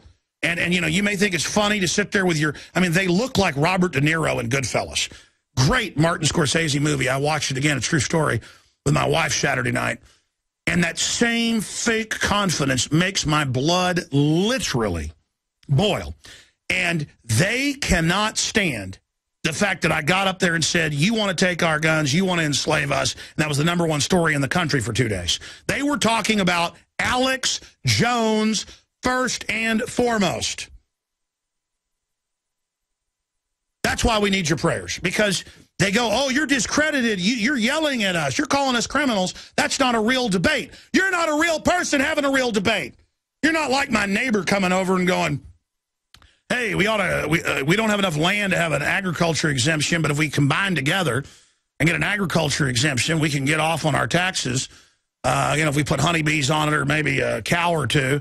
How's that sound? You want to do that? Man, that's a really good idea. Yeah, that'll lower our taxes massively. You know, I've been so busy, I really haven't had time to go, you know, talk to you. I'm glad you reached out to do that. Yeah, let's do that.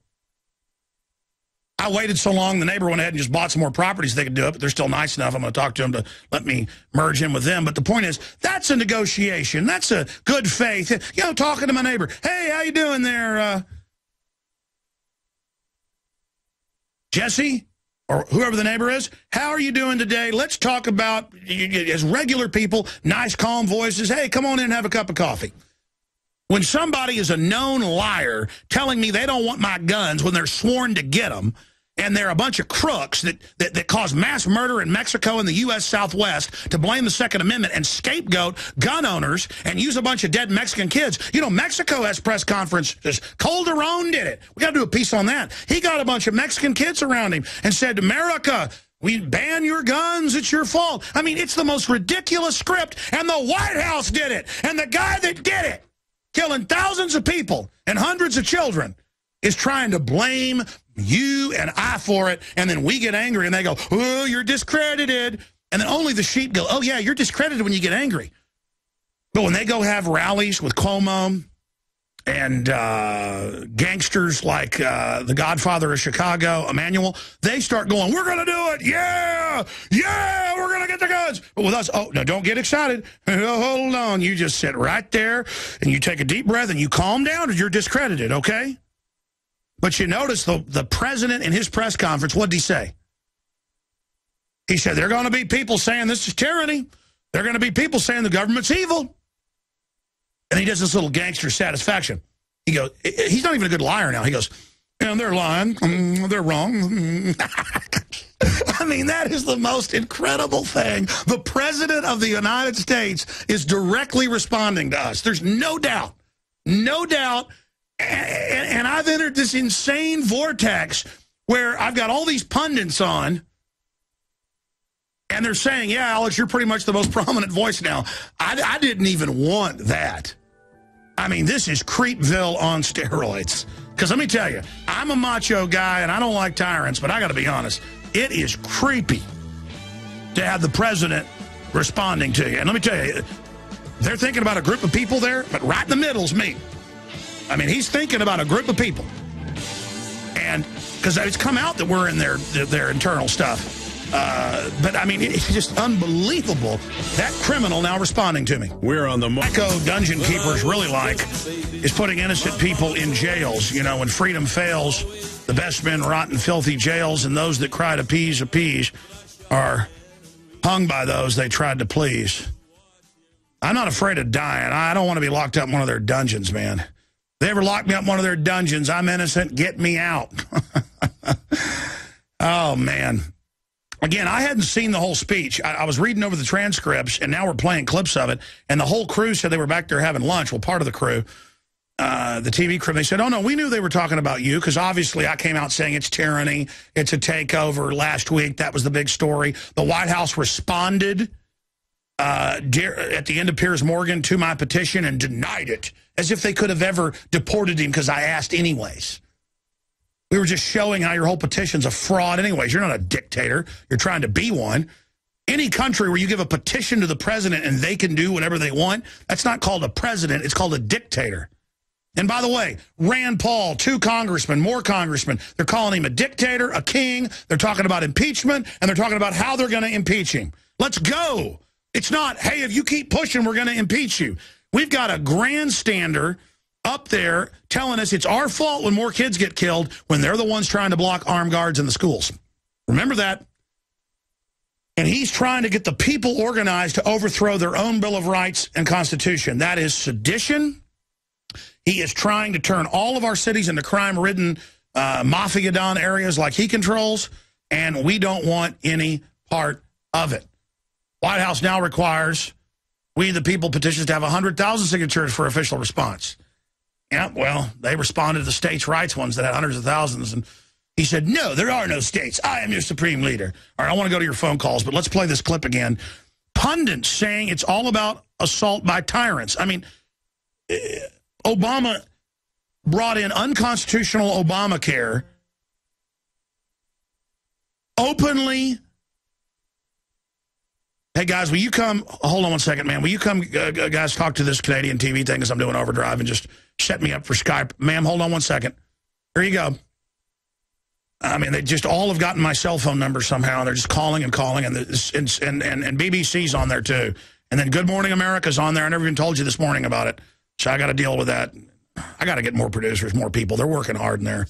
There's just too much going on. What was I getting into?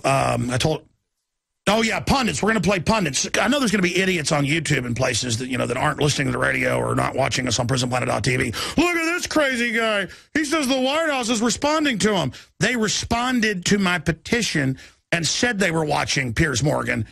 Jay Carney did. That's the White House press secretary. Myself, Matt Drudge, and others have come out that Homeland Security has files on us just for our covering the TSA. Big Sis has responded and talked about Matt Drudge. The White House has. We have the tens of millions of listeners and viewers and readers. Piers Morgan has 500,000 until I went on his show and went up to 1 million.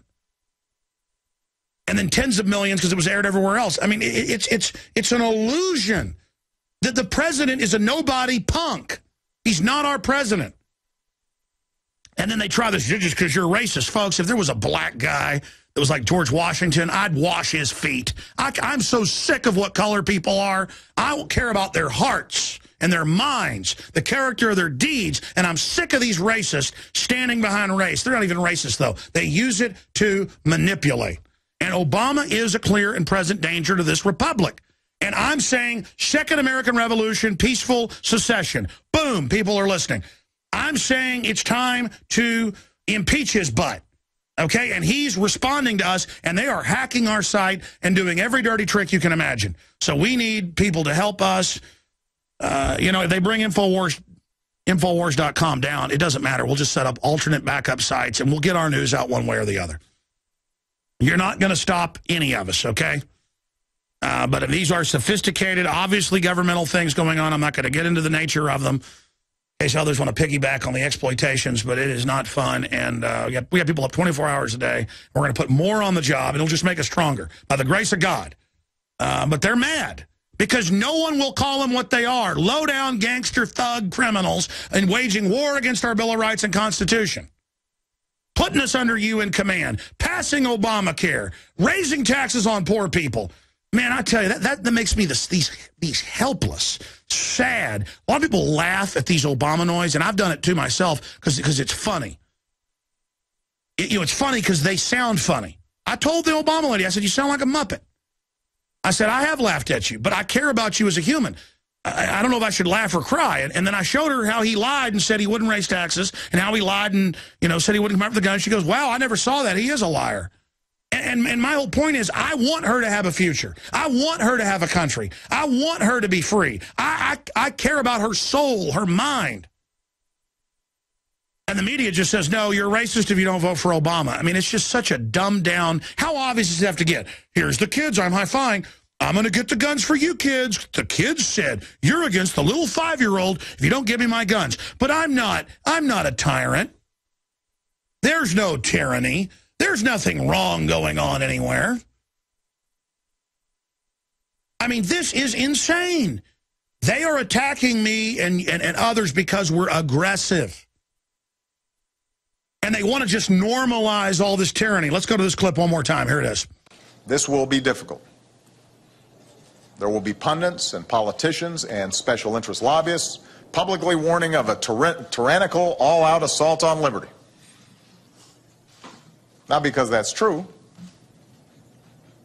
but because they want to gin up fear or higher ratings or revenue for themselves. And behind the scenes, they'll do everything they can to block any common sense reform and make sure nothing changes whatsoever. No, that's not true. The only way we will be able to change is if their audience, their constituents, their membership says this time must be different. And that's what they call it. Now is the time, and his executive orders that are now out. Up there with those dead kids trying to blame gun owners for it. And we've said don't make schools victim disarmament zones. We've said get people off these Prozac-type drugs that 20% of the country's on roughly. Don't have the federal government demand that foster kids be put on psychotropics, 67% of them. I mean, they know the vaccines are killing people. It's on the inserts they can kill you. And they get on the news and go, there are no side effects. That's a conspiracy theory. I've shown you news clips. I've shown you news articles. These people do not care about you. And he represents Goldman Sachs and J.P. Morgan. We've got to start a protest of those guys, start pulling money out of them. I guess that's the answer, is just go after the banks. The foreign banks. I mean, I guess that's it. He's just their agent. And they've taken the country over by fraud, and now they don't want us armed to ever be able to get our country back because they're planning real tyranny. They want those guns so bad because they're in a race before everything collapses. Because if it all collapses, they'll use it to be able to take over and get control. But if we have guns and fight off the roving hordes of welfare people burning things, that won't play into their hands, will it? So they've got to get guns demonized so they can have cover to wage their Homeland Security war on gun owners, and that's the plan. The NSA, the whole Homeland Security system, in giant anti-gun checkpoints, and that's what these federally funded, quote, gang checkpoints are all over the country. Texas is heading it up. Totally unconstitutional. But see, Texas thinks conservative means police state. No, it means the opposite. So they're like, well, yeah, we have crimes. We're going to have checkpoints to look for gang members. No, it's just to search our cars. You know where the gang members are. I can take you to them right now, selling crack cocaine 5 miles from here. Let's go to a few more clips than your calls. Let's just say, I can't just be the usual suspects. Let's play that clip. Here it is. That's 1812. We are responsible for each other. It's okay. Go ahead and play that one. It's all right, guys. I know we got a bunch of clips here. We are responsible for each other. Okay. You want to play 1812 now, or got a whole bunch of clips there in our primitive, in our primitive computers. Well, it just says 1812. I can't just pass the usual suspects. Well, we've got them highlighted right here. I was just going off the ones I highlighted. Hey, it doesn't matter. Hey, that's great. Which one can we go to next? Okay, well, let's just go ahead and play the next clip. Yeah, let's go ahead and play it. As soon as I'm finished speaking here, I will sit at that desk and I will sign a directive giving law enforcement, schools, mental health professionals, and the public health community some of the tools they need to help reduce gun violence. We will make it easier to keep guns out of the hands of criminals by strengthening the background check system.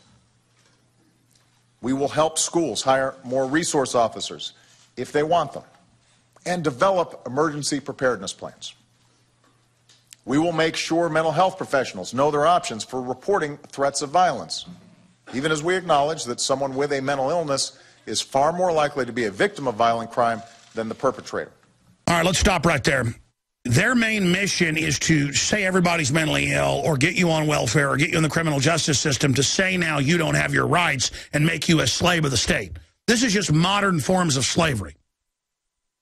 They know exactly what they're doing, and they exempt themselves from all their garbage. They've got get-out-of-jail-free cards, literally. Congress gets caught insider trading. They go, guess what? We'll pass a law to make it illegal. It was already illegal.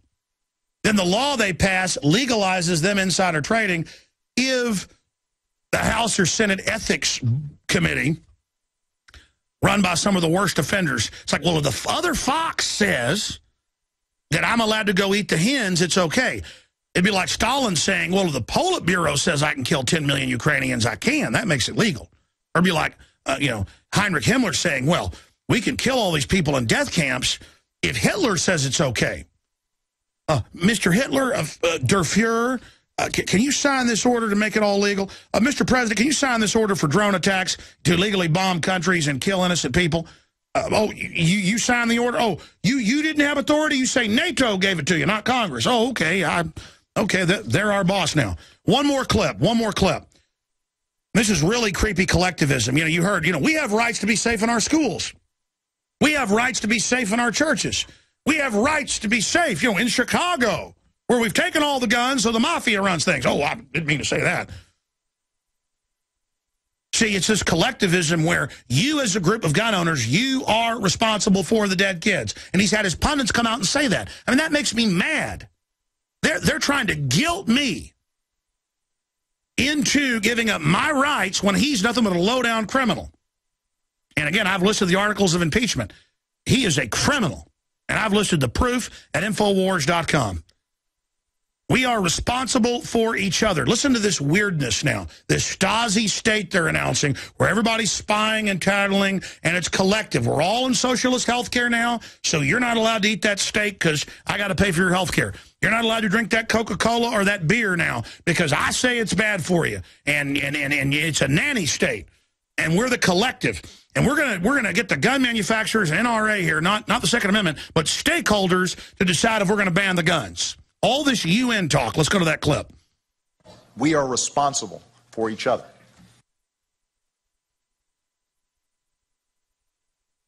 Again, we are responsible for each other, and it ties into all the rest of the garbage. We're going to be playing more of these clips tonight on the transmission. Let's just go to more calls here.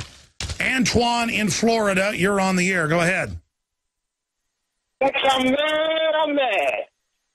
Hey, buddy.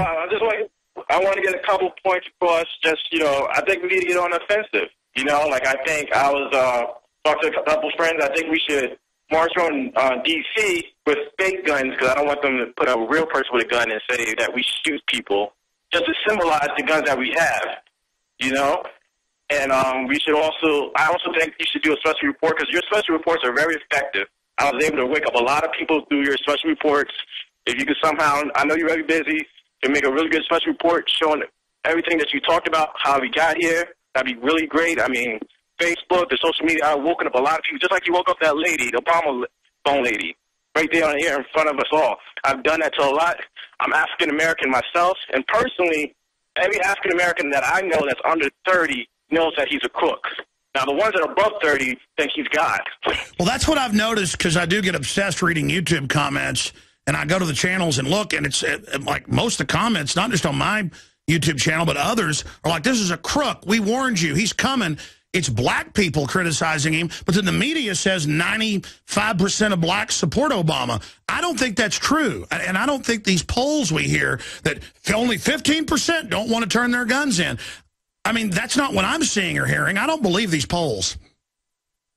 And trust me, I'm in the black community. I mean, my grandmother cried because I wouldn't vote for Obama. That's how bad it is in the older population. Okay, I was playing it to her all, and it was really weird. Like, they were contradicting themselves while I'm laying out the hardcore facts in their face. I've talked to folks who told their parents, he's coming for the guns, and they didn't agree, but now that he's coming for them, they're like, well, you're right, but see, it's kind of too late. But, I mean, he said he wouldn't raise taxes on working class folks. I mean, they're raising taxes on the poorest people in America that are the working poor.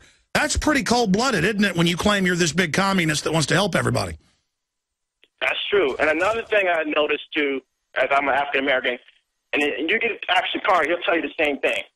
The more educated black people have a hard time believing it because they've been in college and stuff. Well, that's the same way. Look, these educated idiot yuppies, I don't care what color they are dumb. They won't listen to facts because they're too busy laughing at you because they're so smart.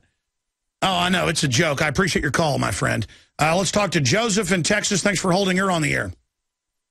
Hey, Alex. I've been listening to you for a while. The question is, does everybody realize that history is repeating itself? A lot of people do. That's why I'm freaking out. We are repeating history. We're in trouble. This is only you need to actually, the one thing that you need to realize is he's going to present 4 arguments. The 4 arguments are going to run along the political, which they're already doing, the social with the children that he parades out. You watch. The next thing he's going to come out with, and they're going to cherry pick the data, is going to be medical and economic. No, he's already doing that. He's going to turn Obamacare into a funding mechanism for gun grabbing because Obamacare is written to where he can do anything he wants. Yep. But history is repeating itself in a sense. Whenever there's a new bad thing, right now guns are the new smoking. They're bad, according to the government. They break out these 4 arguments, and the only way to fight them is basically say, quit cherry-picking the data. Let me see the entire report. Well, it's more than that. I got a right to defend myself. I don't care what you say. You're not getting my gun because I'm not guilty for what somebody else did. That, and do they honestly think, do the people in New York, these legislators in New York who passed all these gun control laws, do they honestly think criminals are so stupid that they're going to be stuck and gain guns from the street. No, they're going to go across state lines. The criminals are going to rejoice. I mean, the criminals are on the run right now because they're getting their butts shot off by the police and the citizens. We'll be right back. Stay with us. InfoWars Nightly News tonight, 7 o'clock Central. You can get 11 memberships for the price of one. You just go create the username, passcode, and share it with people, and that's how we get the word out more. Yeah, no more Mr. Nice Guy. The globalists are dropping the hammer because they're behind schedule, and they've got to kill our gun culture. It's very positive that they're being this nasty, and it really shows we're hurting them. And so they're going to try to get their legislation through without ever really admitting, just, here's a little kid. I don't want your guns. Well, the bill says it. Here's a little kid. Hey, your Obamacare has death panels. No, it doesn't. Yeah, it's right here in subsection. Shut up, racist. I remember actually watching Chris Matthews call people racist, and they'd be like, huh? Ah, see, you're racist. How does not wanting death panels mean I'm racist? Well, yeah, of course, a racist wouldn't say they were a racist. I mean, it's... Look, little kids, turn in your guns. Oh, the little kids want them turned in. Don't worry, Jimmy. I'll get the guns. I mean, it's so transparent. Obama takes our tax money and wages war against us and gives it to foreign banks, and then I try to sell T-shirts like the new Come and Take It one to fund my media operation, and yeah, there's evil pro-gun people that make money, and him and Biden are like, that's really terrible. Yeah, we didn't make it out of insider trading like you and Dianne Feinstein. Yeah, Biden, oh gosh, he's incredible. Jim in California, you're on the air. Go ahead. Hey, mega dittos, Alex. Hey, if you're not mad at me before the end of this, ask me about the Piers Morgan thing. I have some constructive criticism. But the reason I called, I think regarding the Second Amendment, we could clear up all the confusion of terms, intent, and reason if everybody would just go get a copy of Unintended Consequences and read it cover to cover. Yeah, it's an excellent book. It's an excellent book. And I think later I'm going to mail my copy to Barry Hussein, highlighted. Might get me killed, but it might be worth it. But this whole discussion about 1776, and we're all going to go, have a gun battle in the street and stuff. Before we get to that point, it seems to me that it would be smart by trying this, the intelligent approach first. But if everybody that went out and bought guns and bought ammo and had background checks and did all that stuff would just stop paying their taxes, most of these problems would go away. Hey, brother, let's get something straight. I'm trying to stop the Civil War. Believe me, I'm going to be the first person killed or locked up. I don't want this. Okay? I'm saying they want to get it started while having kids around them going, we just want to be reasonable. I'm telling you, we're in danger. What's your constructive criticism? Okay, I'll skip the rest of the point. My constructive criticism on Piers Morgan, you were great. I love you. You're preaching to the choir. But I'm not the guy, when you go on Piers Morgan, you should be talking to. You should be talking to my mom and dad, my neighbors, and whoever. Like, I tried to share with other people, and they couldn't get past the tone and the indignation, which I totally get is totally justified. But I think you need to put on a little bit of a dog and pony show to get a few more people over on your side. Like, you've already won me over. I'm already listening. I'm already calling your show. I'm not the target audience when you go on Piers Morgan. It's the little old lady who sits and drinks the Kool-Aid all day that you need to be patting on the back. I agree with you to a certain point, but I found if you slap them upside the head, down the road they wake up. It's like a delayed action. And I didn't even do that on purpose. I just got mad at the sniveling lying. Christ overturned the tables and beat the money changers. Paul Revere wrote around saying, get your weapons and shoot people. I'm not doing any of that. I didn't overturn the table. I'm not saying shoot people. I'm saying, look, you want my guns, you little tyrant, okay? And I'm sick of you, and I'm sick of your propaganda. All right? Now, if you'd like to learn more, we'll be covering all this tonight, 7 o'clock Central. We take you now to Clandathu, where our forces are winning an incredible battle against the Obamanoids. Alex Jones signing off. That's a Starship Troopers plug there. I'm not going crazy before the New York Times talks about Clandathu.